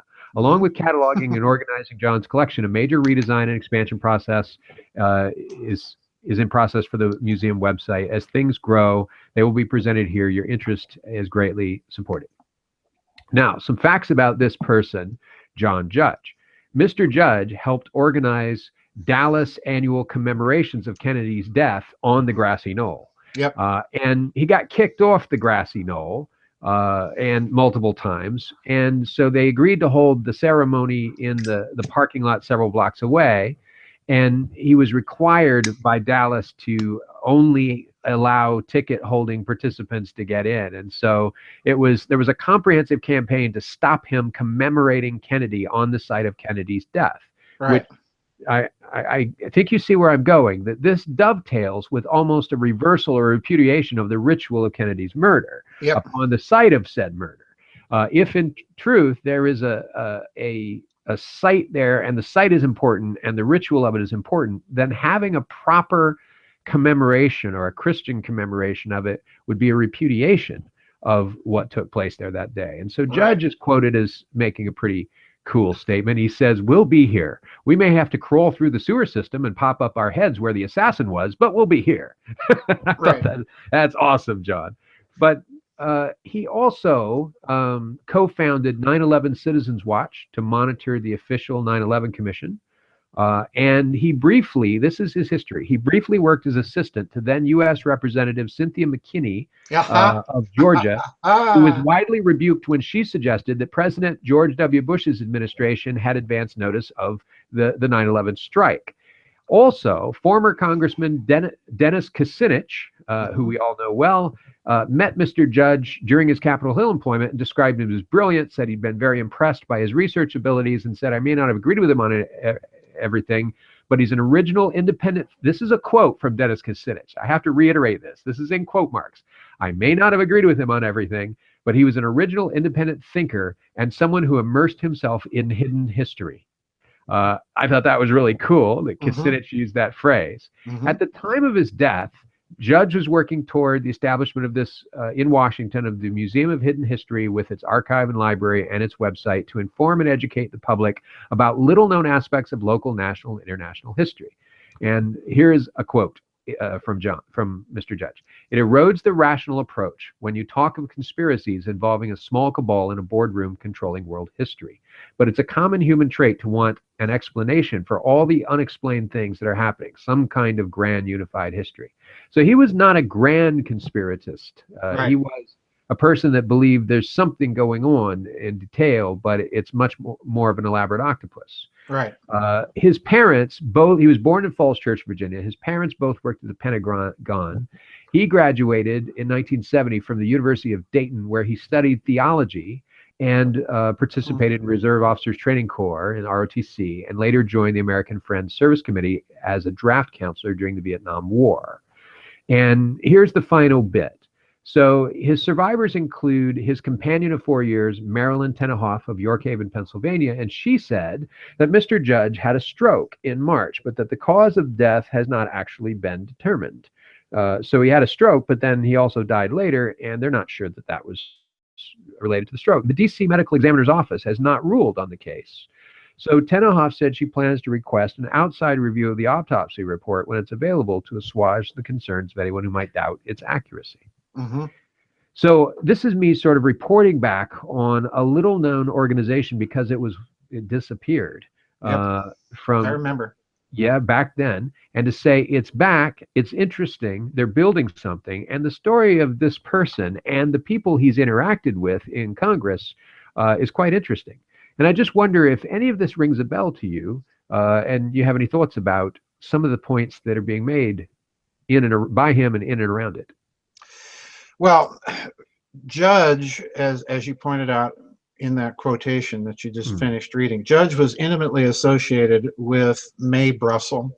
Okay, that's the first thing I think is very interesting, because Brussel, believe it or not, she was one of the first people to investigate the entire Warren report. In fact, her claim to fame was that, noticing that none of the 26 volumes were indexed, she immediately began indexing all 26 volumes and created an index for the whole thing.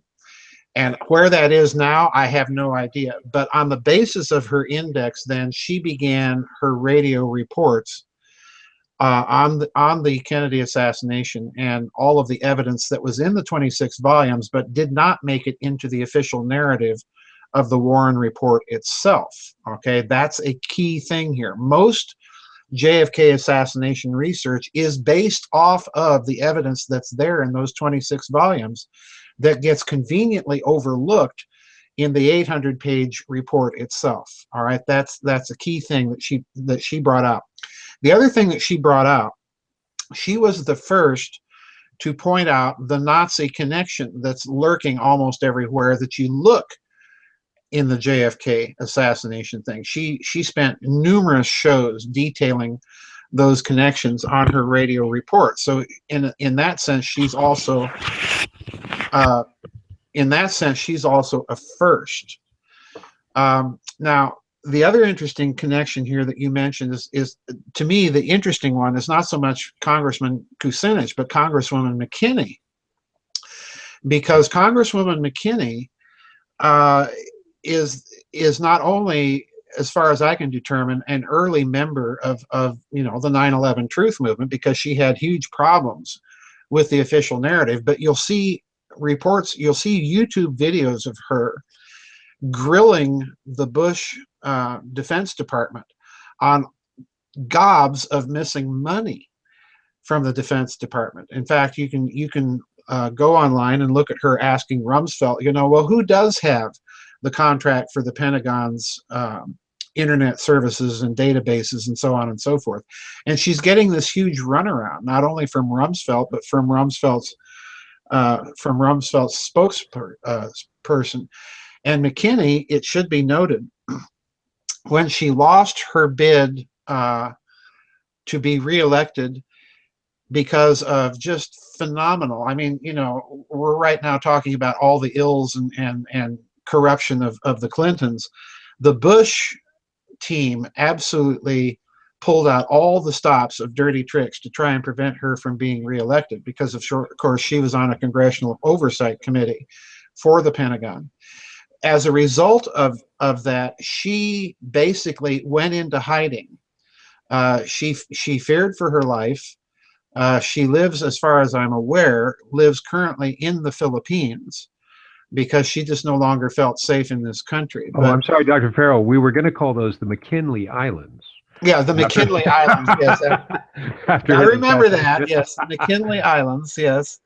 But yeah, she began probing the financial aspects in the wake of 9/11, and ran afoul of the Bush family, and was basically hounded out of the country. So again, we've got that pattern. There's some sort of high financial aspect to 9/11 that she was getting close to, and they didn't want her to get close to. The other one being Congressman Alan Grayson from Florida, again, was asking all these questions about the finances. So those are the interesting connections to me that Judge had. Now, one final comment. You mentioned that this coalition on political assassinations was investigating all sorts of assassinations. Well, since we're talking about these large-scale Masonic-type rituals with McKinley and Lincoln and JFK, the other assassination that has huge footprints all over it of these types of ritual elements is the assassination of Archduke Franz Ferdinand, that begins World War I, of course. Because what most people don't realize is that Gavrilo Princip and some of the other people in the Black Hand organization were actually put on trial in Austria-Hungary. Some of them were hung. for their involvement. Believe it or not, the Austrians did not hang Princip himself, you know, the accused assassin. But the interesting thing is, if you read the Austro-Hungarian transcripts of the trials of these people, the whole Masonic connection is brought right out in the transcripts themselves. You have to kind of dig around to be able to find these things, but they're definitely there, and the connection is definitely mentioned. So again, we're dealing with the possibility of a of aspects of ritual here. And again, Franz Ferdinand, the Archduke, heir apparent to the Austrian throne, was warned not to go to Sarajevo. He went anyway. There was a change in the motorcade route, if I'm not mistaken, just like in JFK. And during the actual motorcade itself, there was an early attempt on his life before he got to Princip, who fired the fatal shots against him and Archduchess Sophie. But again, you know, there's certain peculiar elements that even that assassination has with more modern ones.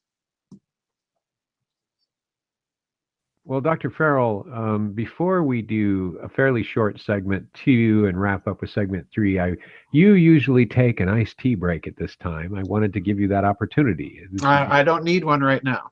You don't need one. Okay, No. great. So moving along then, I just want to say that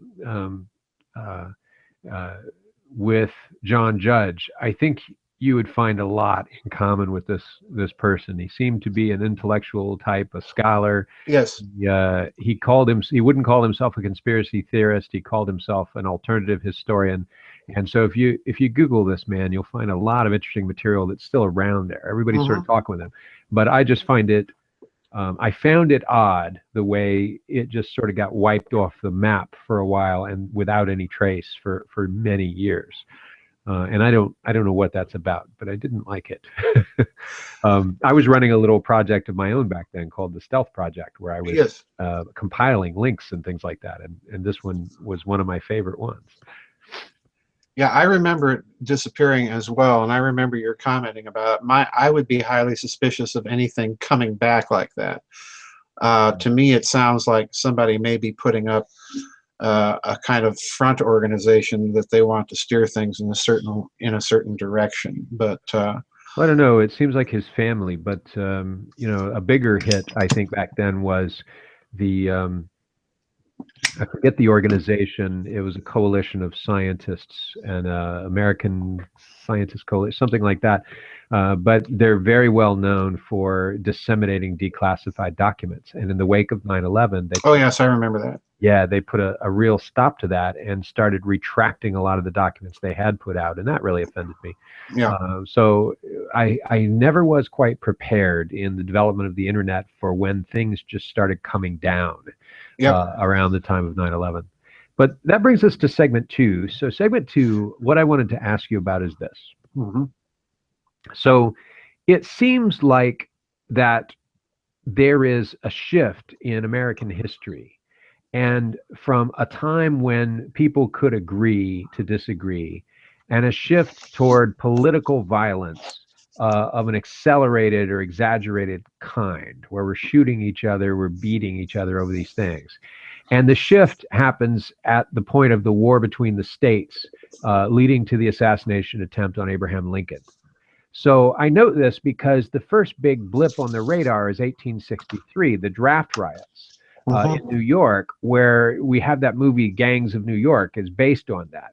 That's they were trying to draft a whole lot of people that were in New York that were immigrants, and they wanted to conscript them into the Union Army, and there was a massive fight. And from then on, from the time of before that, but from the time of before the draft riots in 63, but from 61 on, the beginning of the war, it seems like we didn't come out of that war without feeling like Americans somehow have a right, an intrinsic right, to take up arms against their fellow American when they disagree with them. And I would argue that even from the time of the Revolutionary War, that was not the case.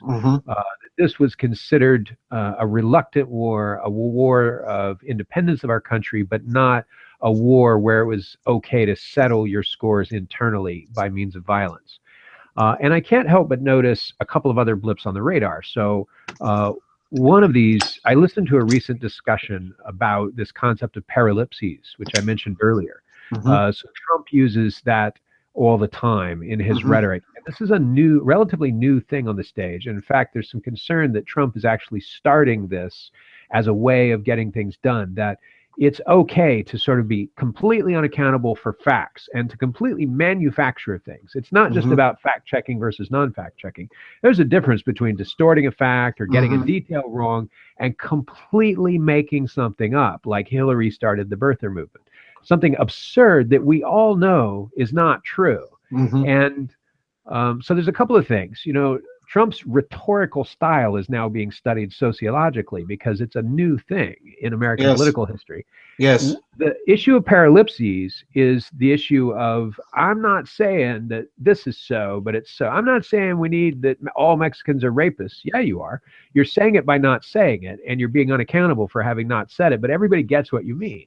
But then there's this other thing of manufacturing the facts and a weird ritual complicity where the people in the audience know that these are manufactured facts. They know that Hillary didn't start the birther movement. They didn't wake up yesterday. Nobody thought that 10 seconds ago.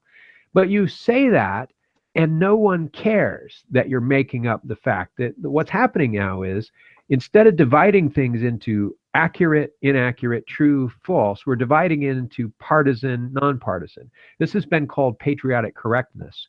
And recently I linked it to another story I heard again from that podcast with the history guys. And it's about P.T. Barnum.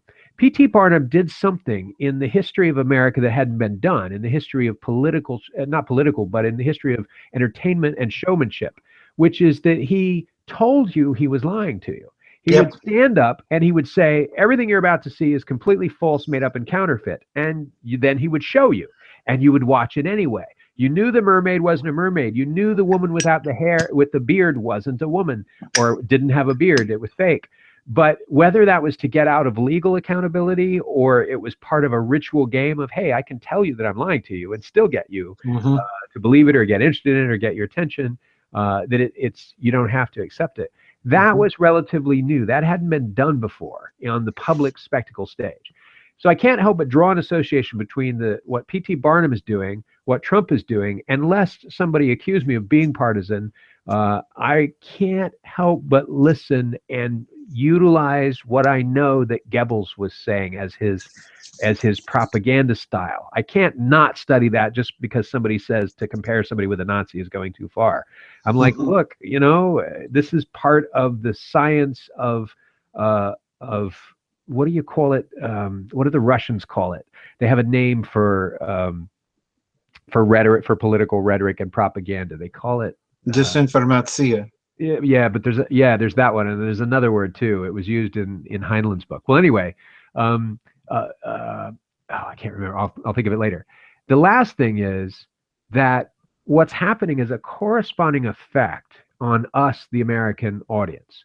So first, we're ramped up to a place where we think it's okay to use violence to have a political discussion. Two, we think it's okay that people say things without being accountable, and we think it's okay for it not to be true. It just has to agree with my position. The factual basis of it is not relevant.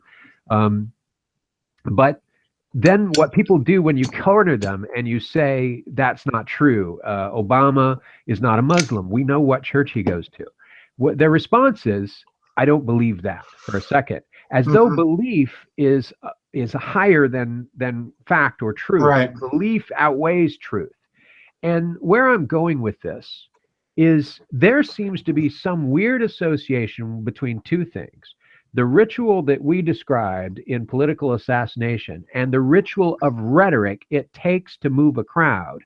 And that led me, and what's happening in terms of shaping us as that receptive audience. There's a shaping that happens in political assassination, and there's a shaping that happens in political rhetoric. And I go back to Goebbels because Goebbels understood something. He understood that if you do enough shock and you kill people in the right way, not just kill them, but you kill them in an almost ritual way that transmits other data under the surface of that, like a conversation.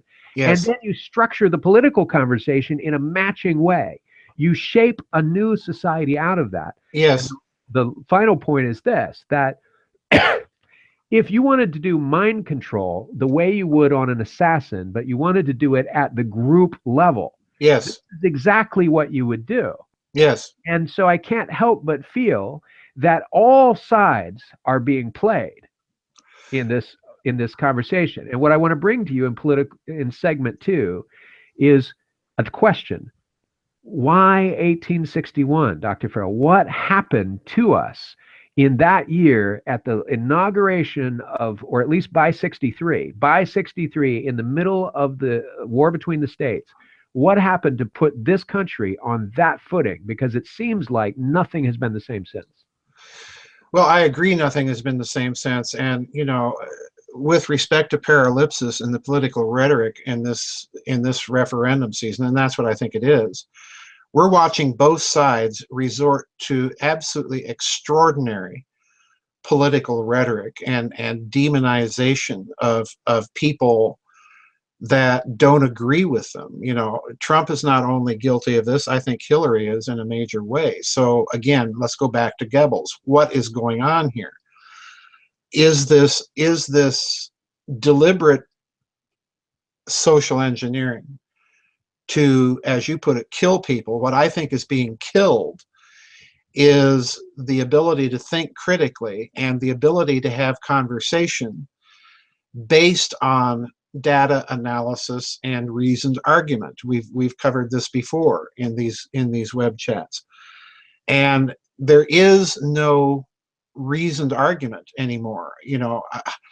I know a famous person that recently had some people drop membership of their website simply on the basis of some of that person's recent political announcements in favor of one candidate or another.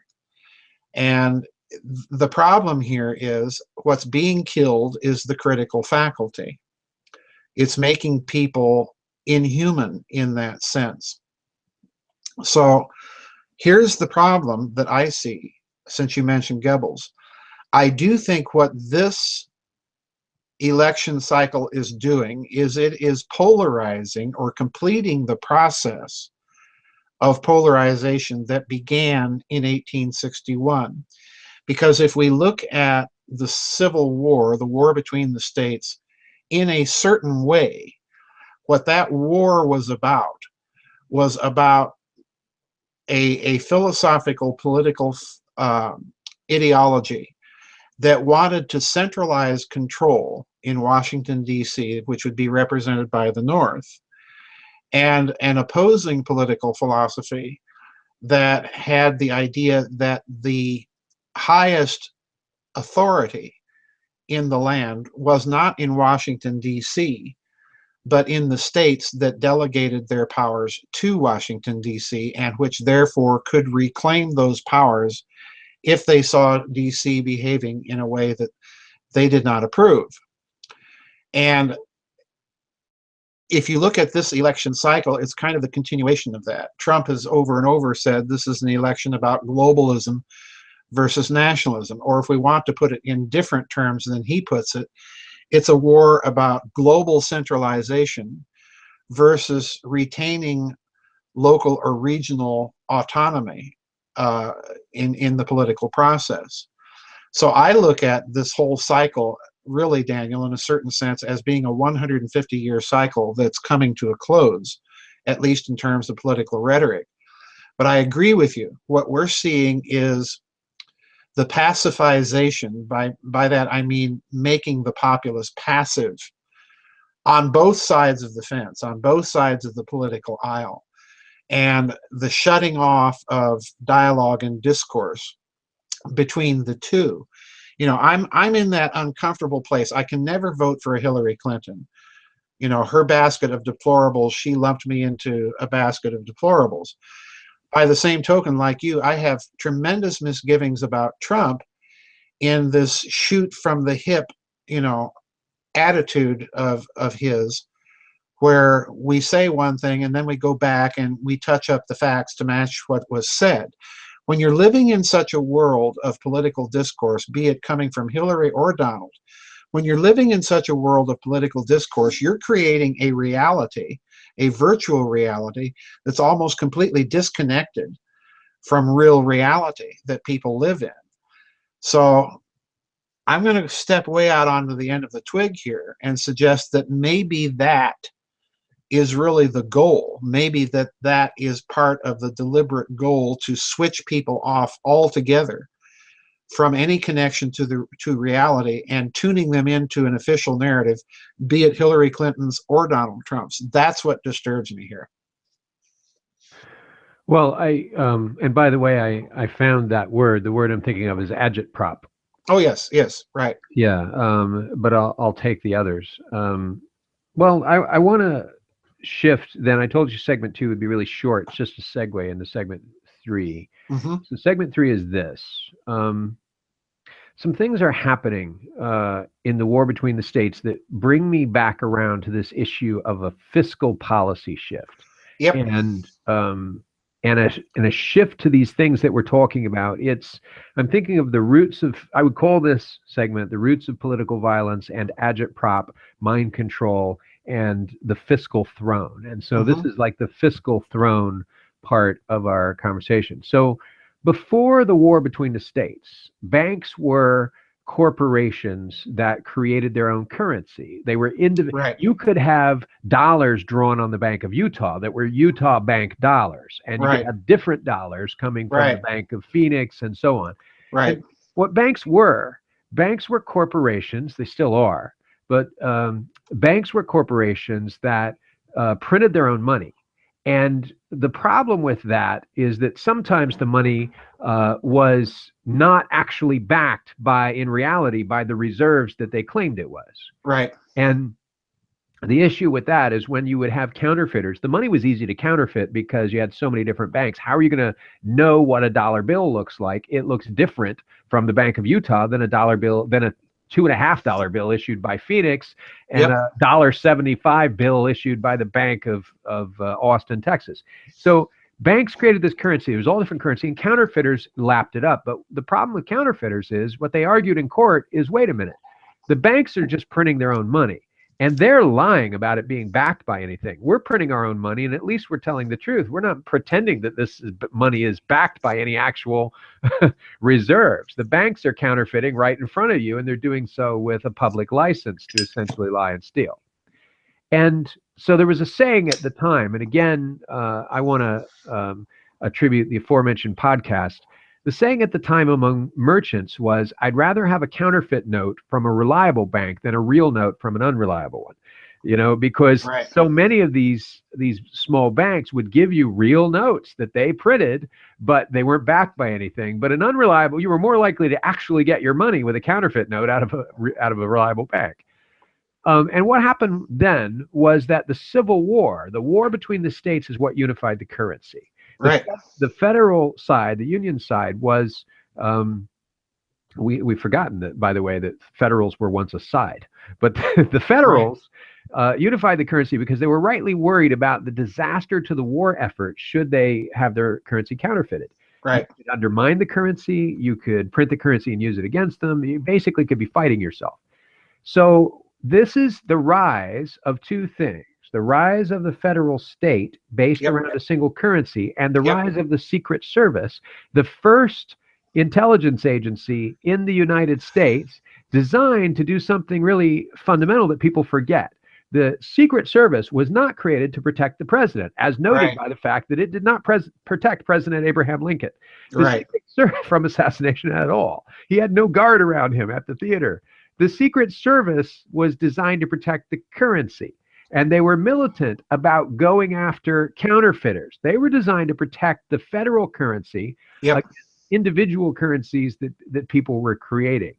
And what happened was, it was with the assassination of President William McKinley, where we started the show, that shift occurred. So one of the major fiscal policies that came out of that, the immediate one, even though Theodore Roosevelt didn't immediately shake things up, what came out of it is the country ordered the Secret Service to begin protecting the President of the United States. Congress ordered that.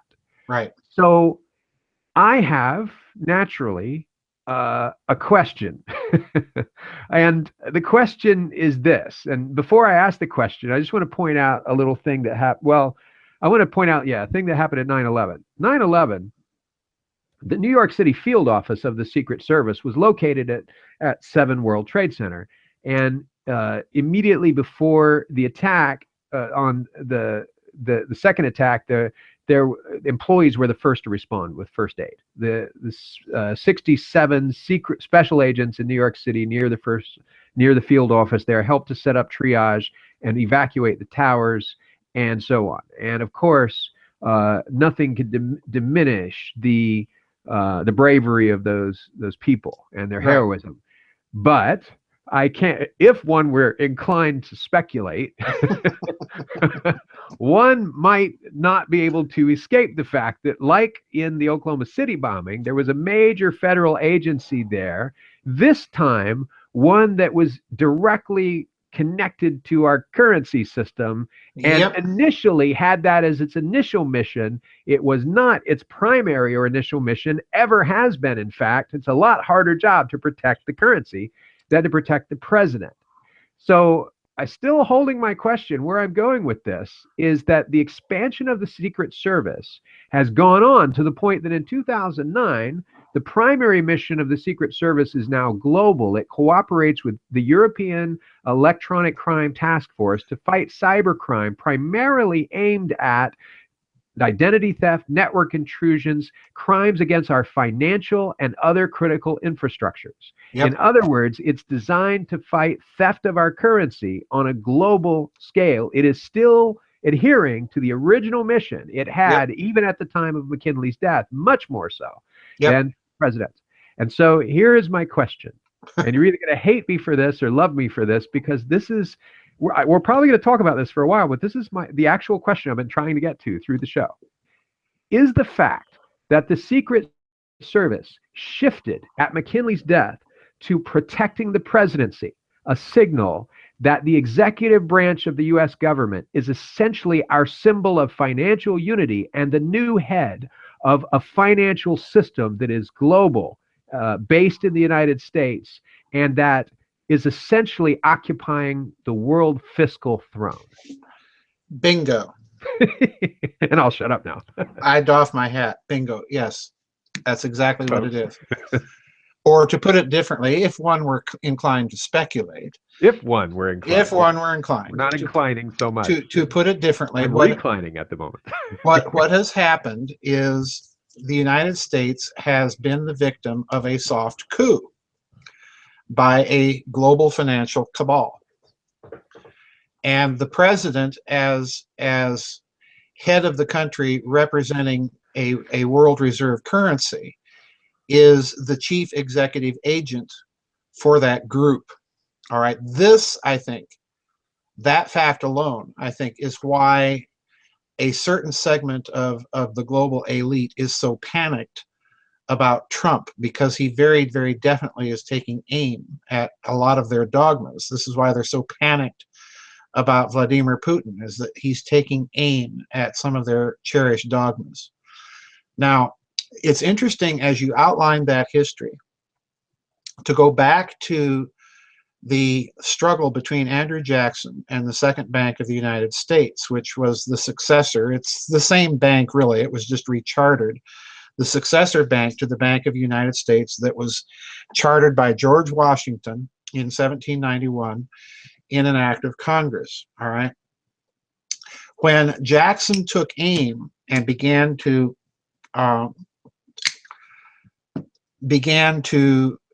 make noises that he was not going to renew the charter, and in fact vetoed the renewal of the charter by Congress, he opened the country up to precisely the phenomenon that you described.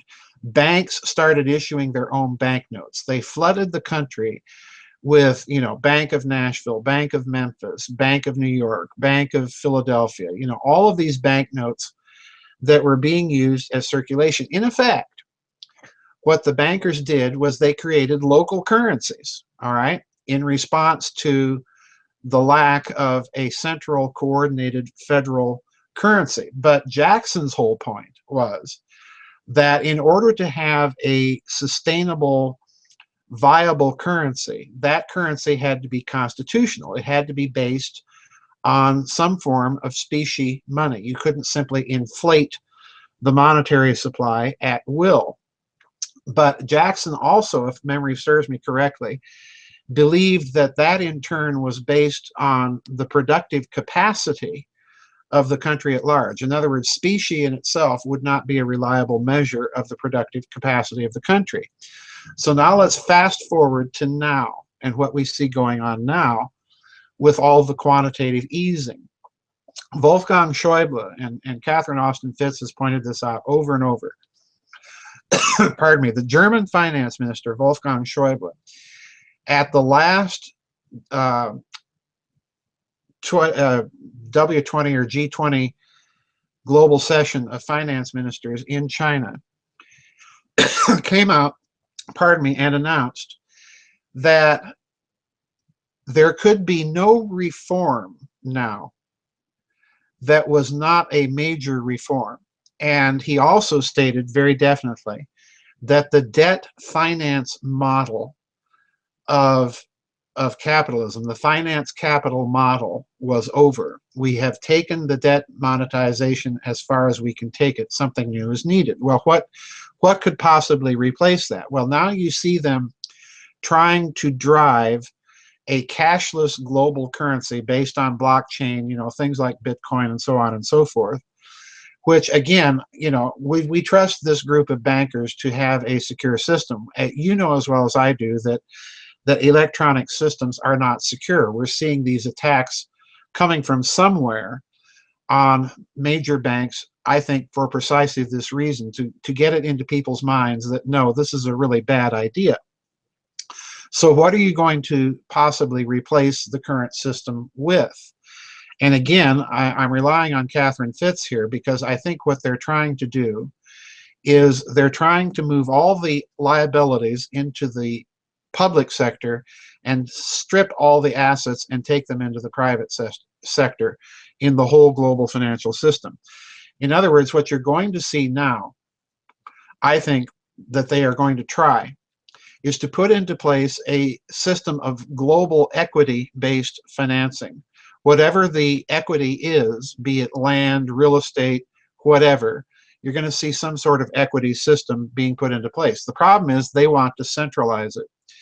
And I don't think a central system is going to work. It cannot work because there's just too much to coordinate at a local and regional level. I don't care how good your predictive statistical programs are. It simply is not going to work.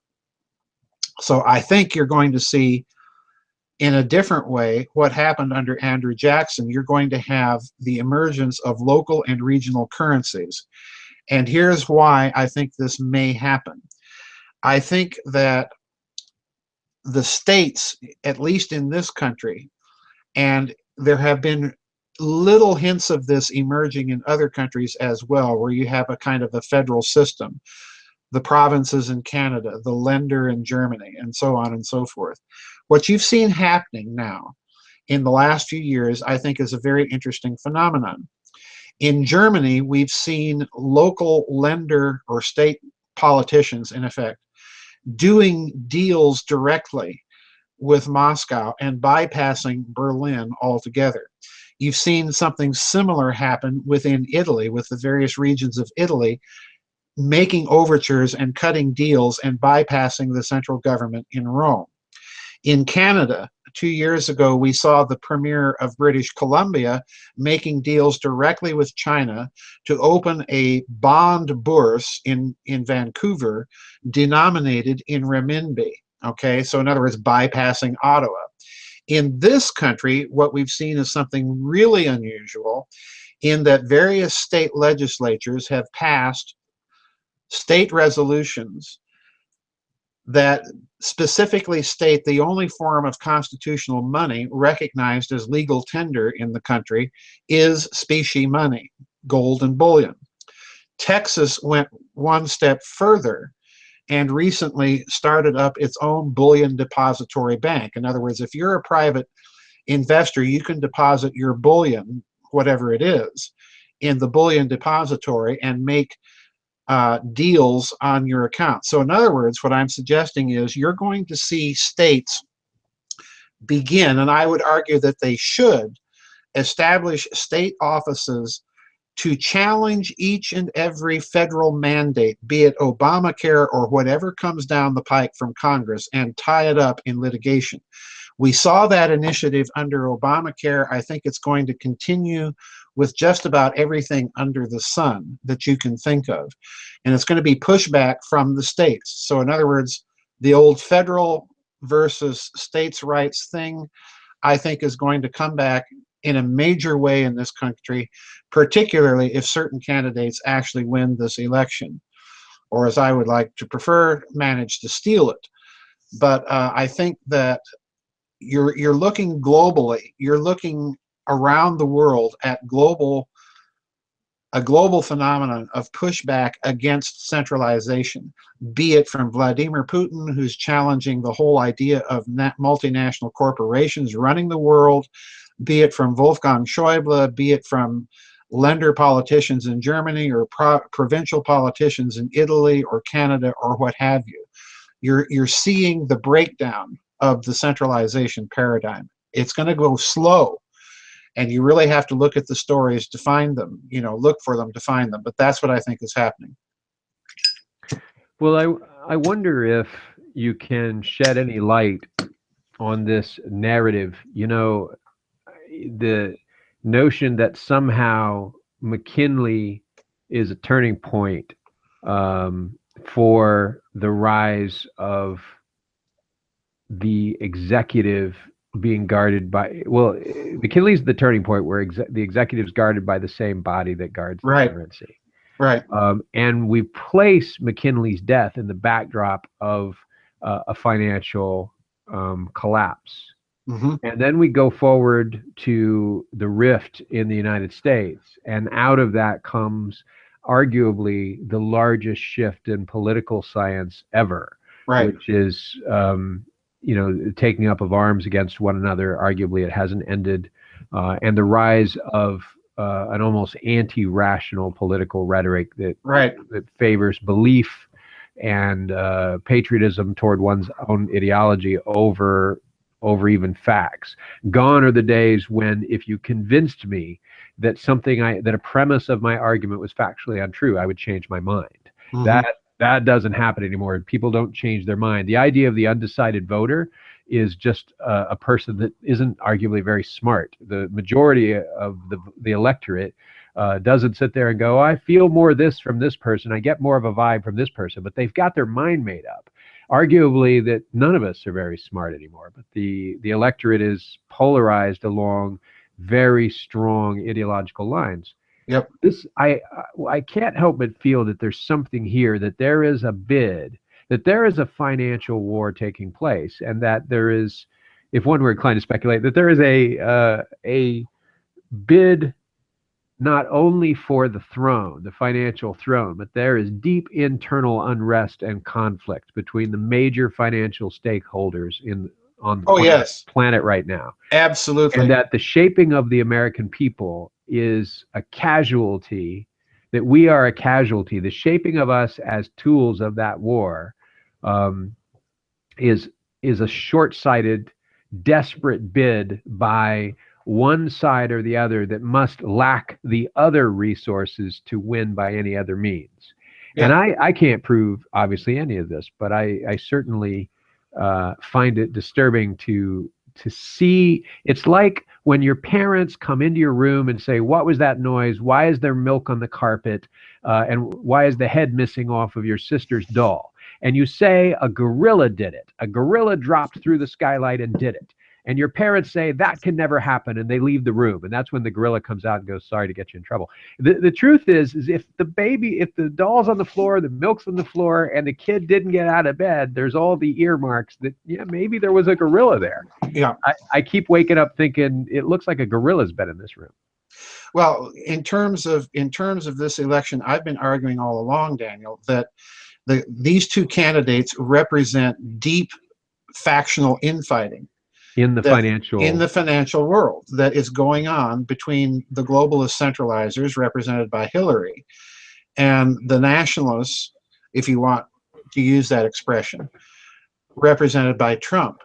And he certainly has his cadre of people within the American deep state, the Pentagon, the CIA, and various other intelligence agencies, and so on. They both do, but the advisors that they're surrounding themselves with represent these two ideological approaches to what kind of globalization are we going to have? Are we going to have a global corporate sort of fascist multinational dictatorship, or are we going to have a globalism that is much more cognizant of the role of a sovereign nation state in the whole process?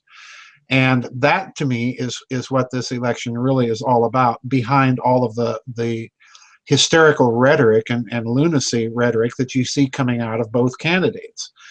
So that, to me, is true. But turning the clock back to McKinley, does he represent the beginning of a process in which you see the American executive branch, the presidency, basically being maneuvered to where it becomes the legal agent, so to speak, for those globalist interests? Well, I think definitely he does, because what you see happening with Roosevelt after him, and then much more importantly Wilson after him, is you have precisely the creation of quote unquote pardon me, federal agencies that are basically put into place to service this global financial structure that they're building out.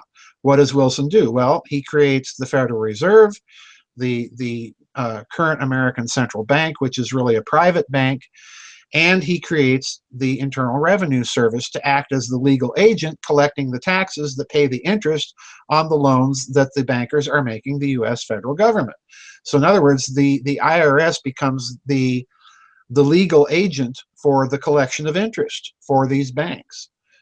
So do I look at McKinley as beginning a process that is going to begin this build out of that system? Absolutely, I do. Absolutely. I think you're spot on what's going on.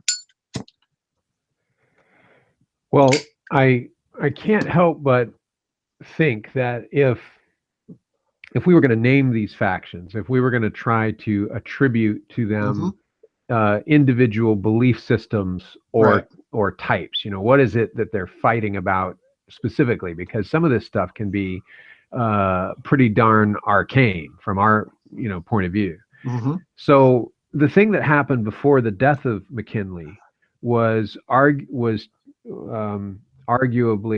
a bubble, a financial bubble that resulted in a collapse, and then Yes. McKinley's own policy of protectionism, high tariffs, and almost a circle your wagons approach to American trade. Right. So in that regard, I would liken him a little bit to Donald Trump. Right.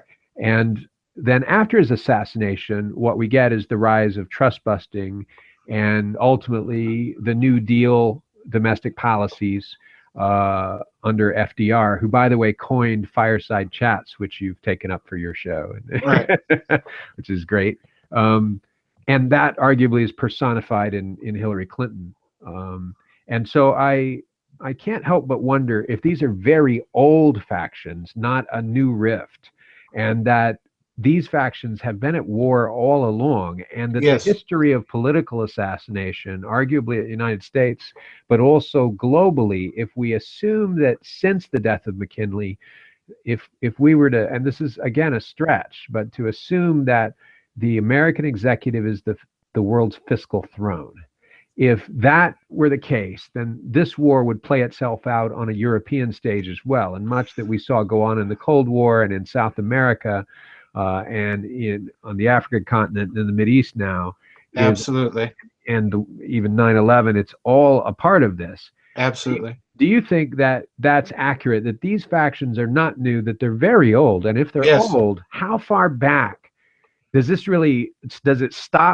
start and end with the founding of our country? Is that when the distinction, whether it's Jeffersonians and Hamiltonians, the distinction between protectionism and sort of the bubble politics and circle your wagon versus trust busting and create jobs, that financial rift started then, or does it go back even farther? Oh, I think it goes very, very far back.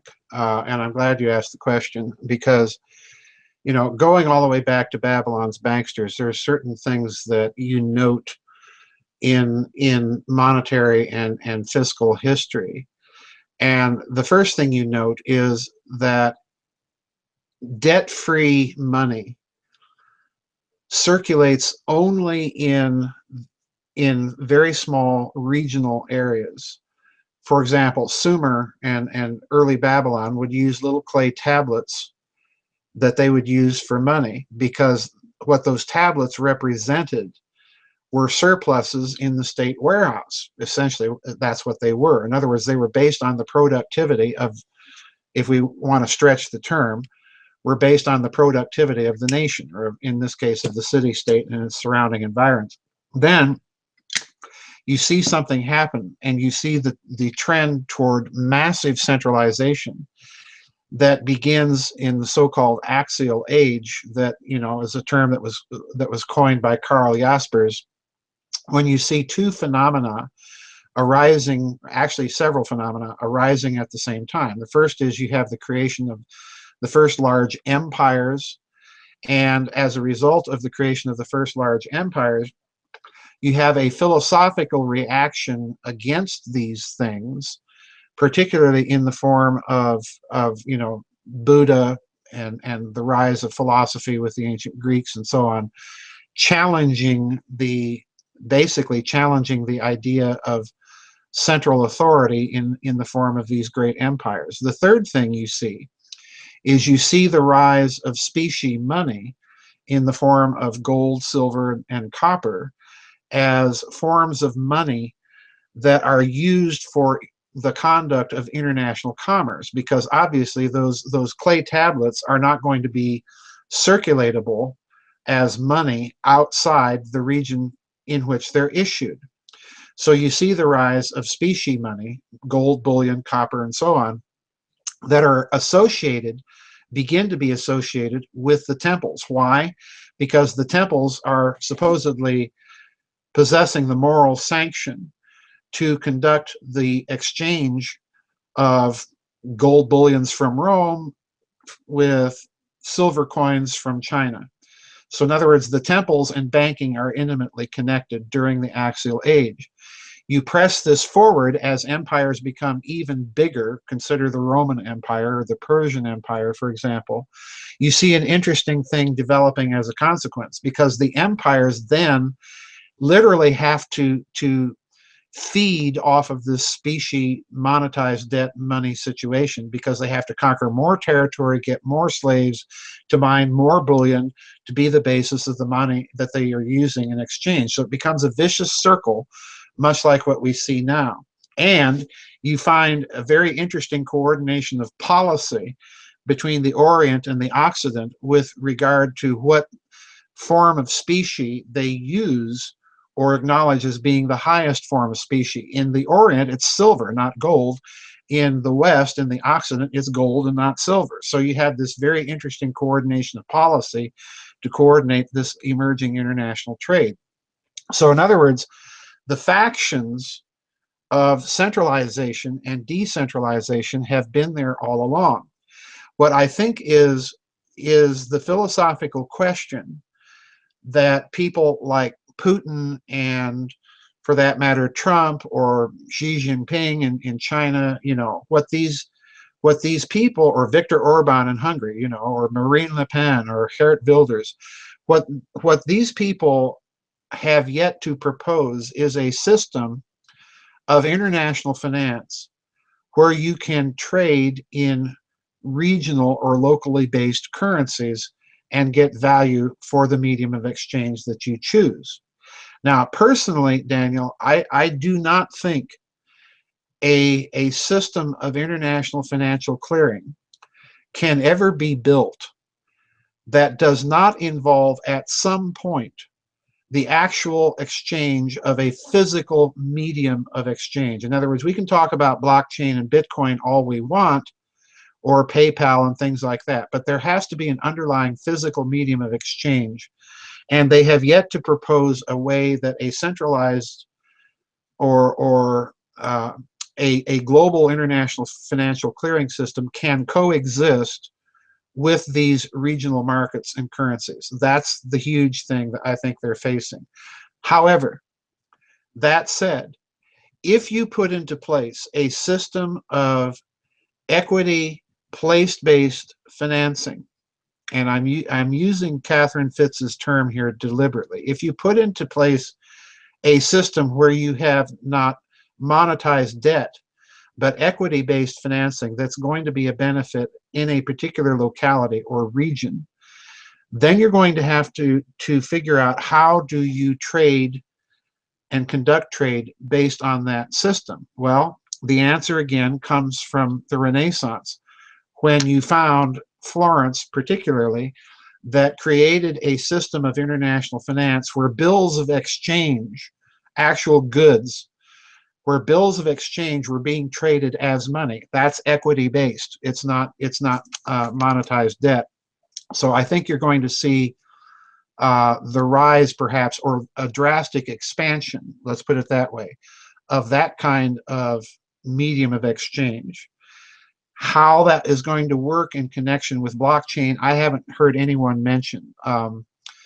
If to put my point differently, I shy away from things like Bitcoin and so on and so forth, because what I want is an actual bill of exchange for this amount of silks and goods and services that I can then use as money to trade for goods and services I want from someone else. This is not being done in the current global system.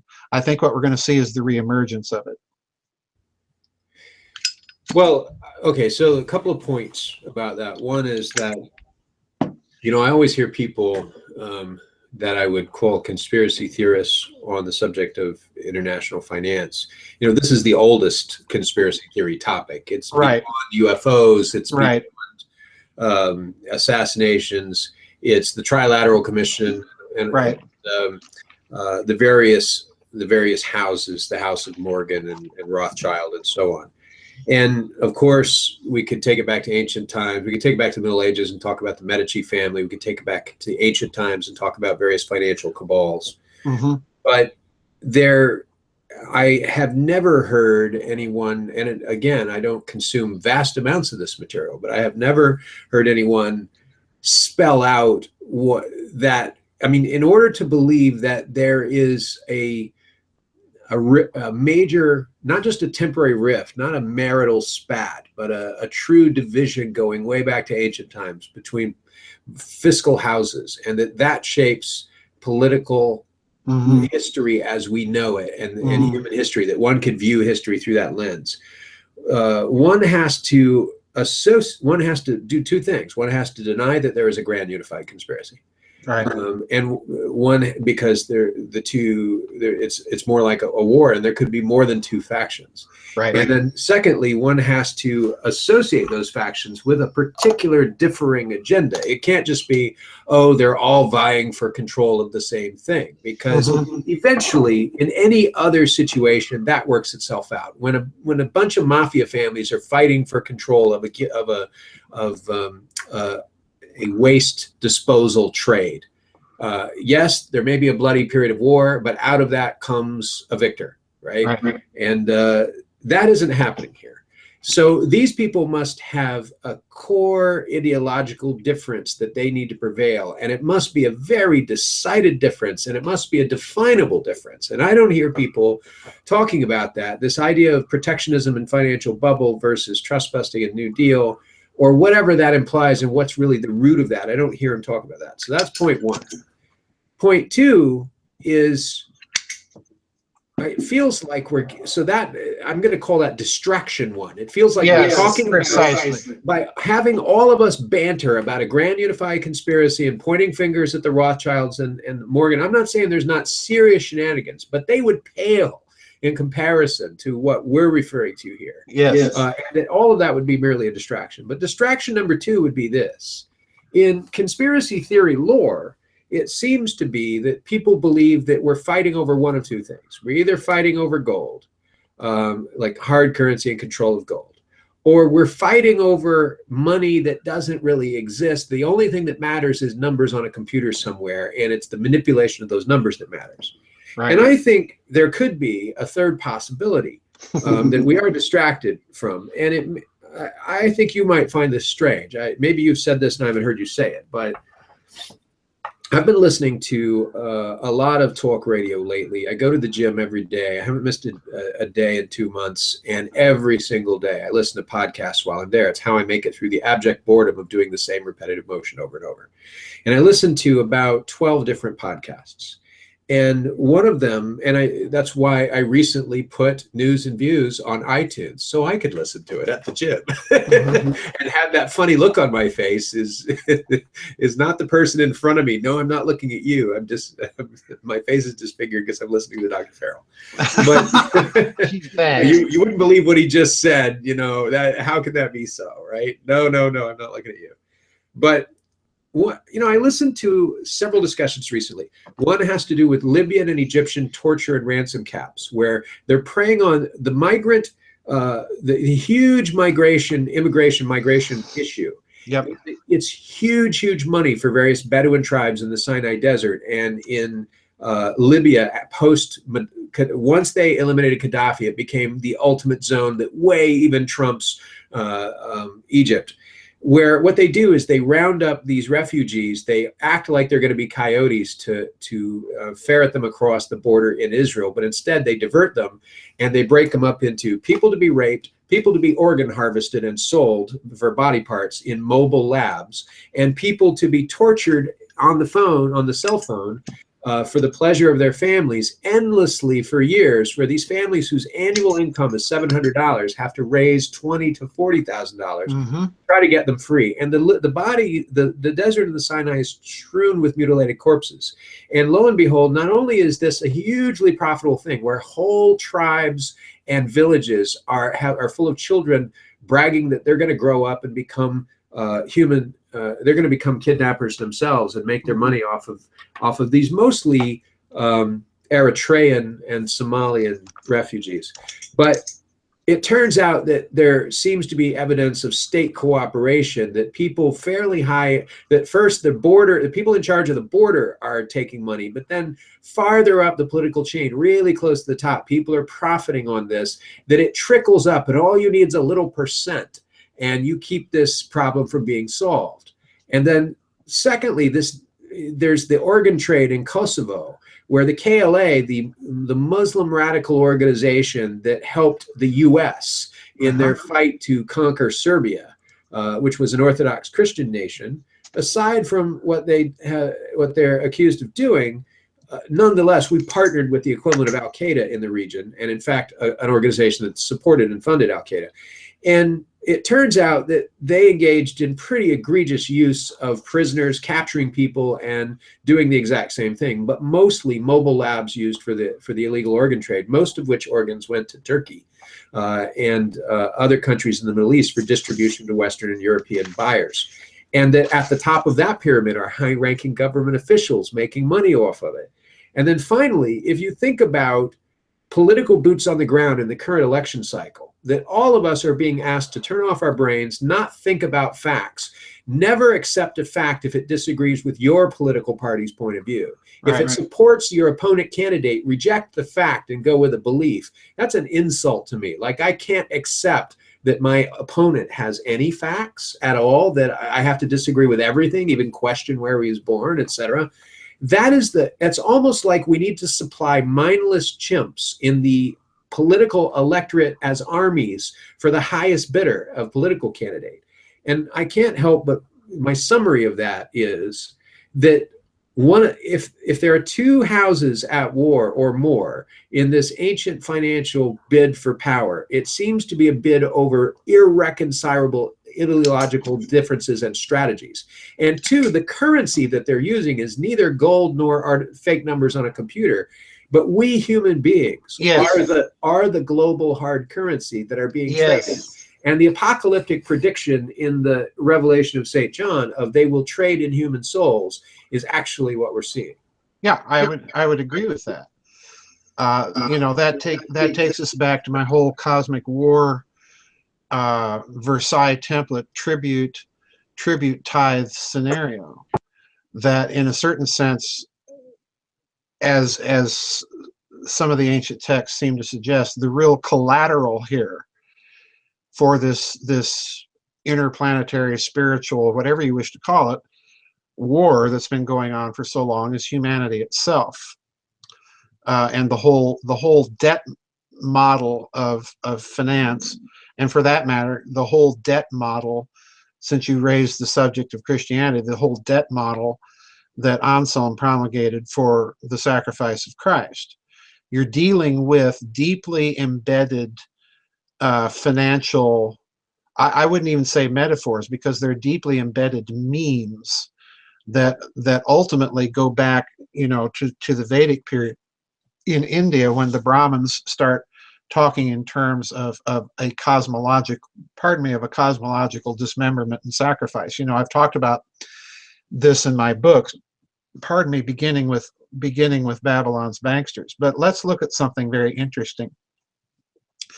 Since you're talking about the idea of an ideological conflict, perhaps, between anciently rooted financial houses, I want to point out what I brought up in Financial Vipers of Venice, because this is a very, very important story, and people to this day I don't think have really picked up on why I put this struggle in the book.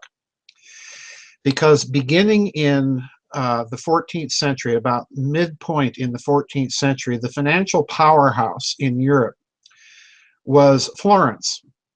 And there were two houses in particular in Florence that were more or less the financial lifeblood of that city-state. And those two houses were called the Bardi, B-A-R-D-I, and Peruzzi, P-E-R-U-Z-Z-I. Now, what these companies were in effect the first multinationals. Now, they differ from today's multinational in two important respects, in that they did not have high capitalization, and they did not have a large staff, but nonetheless, they were conducting international trade. And the way they conducted their trade internationally was through the sale of bills of exchange. In other words, they were using actual physical media and selling them and trading them that were representative of actual goods and or services that the bills of exchange had a lien or claim to. In other words, they were not dealing internationally in specie money. However, they came afoul, and I detailed all of this in Financial Vipers of Venice, because, of course, at the same time in Venice, what you had were the rise of the Banco Discreti, the banks that would simply make changes on a ledger book for payment of accounts, all right? And Venice at the time also was, of course, the bullion capital of Europe. So in other words, Venice had a tremendous ability to manipulate rates of exchange on Florence's bills of exchange. This is the key point, simply by manipulating bullion supplies. And the evidence to me strongly suggests that Venice created a bullion crisis in Europe precisely to degrade the price of gold right at the time that the Bardi and Peruzzi company, which were their big competitors, had loans coming due payable in gold. And what the Venetians did was they manipulated the gold and silver ratio prices so that Bardi and Peruzzi were paid basically with gold that wasn't worth as much as when the bills of exchange were being sold and traded. So that created a financial crisis in Florence, as a result of which you see the whole structure in Florence, the financial structure in Florence, change. And please note now what's happening with the rise of the De Medici in the next century, who are what? Well, they're bankers, all right? They're not a Bardi or Peruzzi family that is trading in actual goods and services. The Medici are simply bankers trading in currency and money. So the real conflict here, I'm suggesting, is precisely the conflict I alluded to earlier between finance capital, represented by Venice, and actual equity capital, represented by the Bardi and Peruzzi, all right? So in other words, you have two ideologies here of a financial system in conflict with each other, which at that time is resolved in favor of Venice. Now, look what happens after this. After the collapse of the Bardi and Peruzzi, the big international companies in Europe are not corporations trading goods and services, they're banks. And in particular, you have a concentration on finance capital, the banks, situated in Venice and Genoa, the two big rivals to each other, all right? And their banks are set up to foster their own city-state trade. Well, what happens as a result of the New World? You find the Venetians doing something very interesting, Daniel. They liquidate the state debt in Venice beginning in the 16th century. They completely liquidate it. And what this does is it permits all of that liquidity in the form now of liquid capital instead of hard assets to be transferred north of the Alps, gradually involving the Fugger's banking family in Germany. But ultimately, this wealth gets transferred by means of various families, the Welf d'Este family to Hanover and then into Amsterdam. You have the creation there in Amsterdam, ultimately, of the world's second central bank, the first one being the Reichsbank in Sweden. And then from Amsterdam with William Stadtholder, when he's transferred over to Great Britain to become William III, well, what happens as a result of this? You have the founding of the Bank of England in 1694. So in other words, what I'm suggesting is that because of the medieval conflicts between an equity-based capital system represented by the Bardi and Peruzzi and the type of capitalism being practiced in Florence at the time, which is defeated by the Venetians. You have the creation of a finance capital system, which is a very different kind of capitalism that becomes more or less the prevailing model that we see from the Renaissance to today. Now, why is that significant? Well, we're dealing with roughly a 500-year period now that, you know, to cite the insight of Bishop Fulton Sheen once again, he noted that about every 500 years we go through these major cyclic upheavals and paradigm shifts. And what I think we're seeing now is the collapse of that finance capital model, where you're making money simply in the trading of currency and securities and so on, and you're not producing anything as a result of that. Finance capital has all but swallowed up equity capital.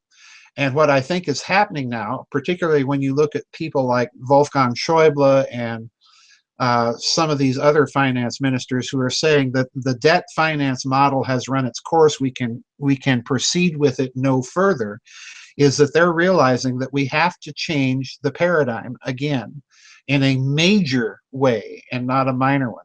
So the conflict, Daniel, I'm suggesting to you, is between those who are looking at the debt finance model and saying, well, we've got to perpetuate this in perpetuity by more wars and so on and so forth.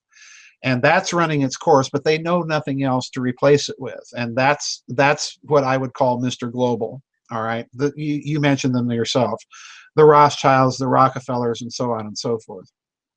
Then you've got the equity capital model, which I think you're seeing little glimpses of, even coming out of people like Xi Jinping in China or Orban in Hungary, that, you know, we've got to have something place-based. And you can tell, since we talked about political rhetoric earlier, you can tell which side they're on. I go back to a speech that was made by Vice President Biden just a couple of months ago, where he was talking about the gay and lesbian community and the black community and the Hispanic community. You know, we had all these communities that he was talking about. But I pointed out to people that if you listened carefully to his rhetoric, he was not talking about those communities in any particular location. He was just talking about a grand abstraction, a great collective. Community to me means where I live and the neighbors I interact with and what we're doing here locally by way of production. That, you know, that to me is my community. And where I live, that includes old people, young people, black people, Hispanic people, and we're all engaged in our own personal activities of production. That's to me what a community is. And to have community, you have to have rule of law. And we don't see that coming out of the globalism crowd. This is what so alarms me about Hillary Clinton. How can you have someone like this in charge of economy when she represents a complete breakdown of rule of law? To me, this is an economic thing that we're talking about. So those are the two ideologies that I would look at, and they go at least as far back as the 14th century, the middle of the 14th century, with the collapse of the Bardi and Peruzzi companies and the role of Venice lying in the background, which most scholars of that conflict don't even really bring up. But it's definitely there, and you can see it very clearly. So that's, to me, the ideologies that we're looking at. Finance capital, monetized debt model that's been in place for 500 years versus an equity capital that more or less kind of disappears with the collapse of the Bardi and Peruzzi. Everything now, if you look at international trade, what are they focused on? As you pointed out, they're focused on currencies and exchange rates. And do we have a bullion-based system or fiat money system or not? But that's all under the umbrella of finance capital. Equity capital as a basis of international trade, we really haven't seen for a very, very long time. I think it's going to come back. I mean, it's never completely disappeared, but by saying come back, I mean as the major basis for trade. Well, I'd like to read a small quote to just kind of support what you said. Mm-hmm. So this quotation, but I've given up, Dr. Farrell. I just, yeah, I can't. I've had too many debates at coffee shops where, wow, you're a stickler. Like, okay. So it's not college anymore. I pick my battles. But this is from Renaissance in Italy, The Age of the Despots, by John Addington Symonds with a D, from Henry Holt and Company, 1888. It's this, quote, "The fortunes made in Florence by trade and by banking were colossal in those days. Villani tells us that the great houses of Bardi and Peruzzi lent to our King Edward III more than 1,365,000 gold florins." That's right. "And mark this," he continues, "that these monies were chiefly the property of persons who had given it to them on deposit. The debt was to have been recovered out of the wool revenues and other incomes of the income of the English. Bingo. In fact, the Bardi and Peruzzi had negotiated a national loan by which they hoped to gain a superb percentage on their capital. The speculation, however, proved unfortunate, and the two houses would have failed, except for their enormous possessions in Tuscany. We hear, for example, of the Bardi buying the villages of Vernia and Mangana in 1337. Yep. As it was, their credit received a shock from which it never thoroughly recovered, and a little later on, in 1342, after the ruinous wars with the La Scala family and Pisa, and after the loss of Lucca, they finally stopped payment and declared themselves bankrupt. The shock communicated by this failure to the whole commerce of Christendom is well described by Villani." Yep, that's quite true. That's quite true. There were two things that caused the collapse of wool prices on which these deals were made. But the real hidden story here that even Symonds doesn't get into is the story of how Venice is manipulating the international bullion markets of Europe. So in other words, think of Venice as a kind of medieval George Soros, manipulating currency rates that are really, in the final analysis, don't have much to do with the commodities that are being traded, other than the fact that they're being denominated in units of account on bank ledgers. All right, that's the problem.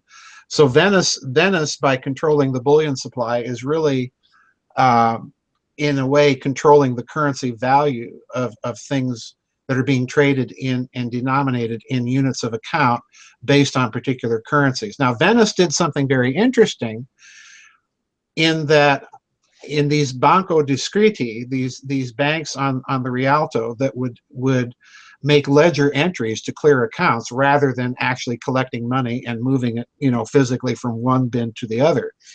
What these Banco Discreti also did was, the Venetians are, you know, just extraordinarily clever. They created their own special units of account, kind of like the modern day special drawing rights that you find being promoted by the World Bank, you know, a basket of currencies that are all kind of tied together in a controlled fluctuating exchange rate. Well, the Venetian banks had their own personal banking units of account that were not denominated in Venetian ducats or Florentine florins or things like this. These units of account were based on these other currencies that we're trading. So in a certain sense, it's kind of a Venetian way of having a special drawing right that you see in the modern World Bank. So in other words, again, you're dealing with the finance capital basis versus the Bardi and Peruzzi, who are trading in things like commodities, land, wool, spices, textiles, and so on and so forth. So they're trading goods. Venice is trading money. Great. Well, Dr. Farrell, it's been a fascinating show. We've covered quite a gamut of topics here, but I'm pretty happy with where we've gone. We've talked political assassination as it relates, as it is potentially, if one were inclined to speculate, is potentially a tool of financial warfare that goes back to way before our time, at least the Middle Ages.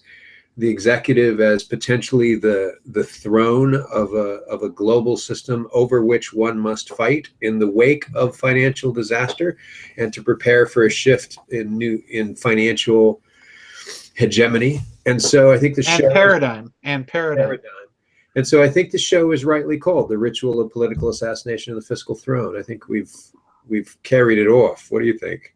I totally agree, and doff my hat to the selection of topics. Very, very timely, given what we're facing in this country in this election and the Brexit vote recently in the United Kingdom and so on. Sooner or later, I think equity-based financing is going to have to be the international talk of the town, so to speak, because we can't continue this model forever.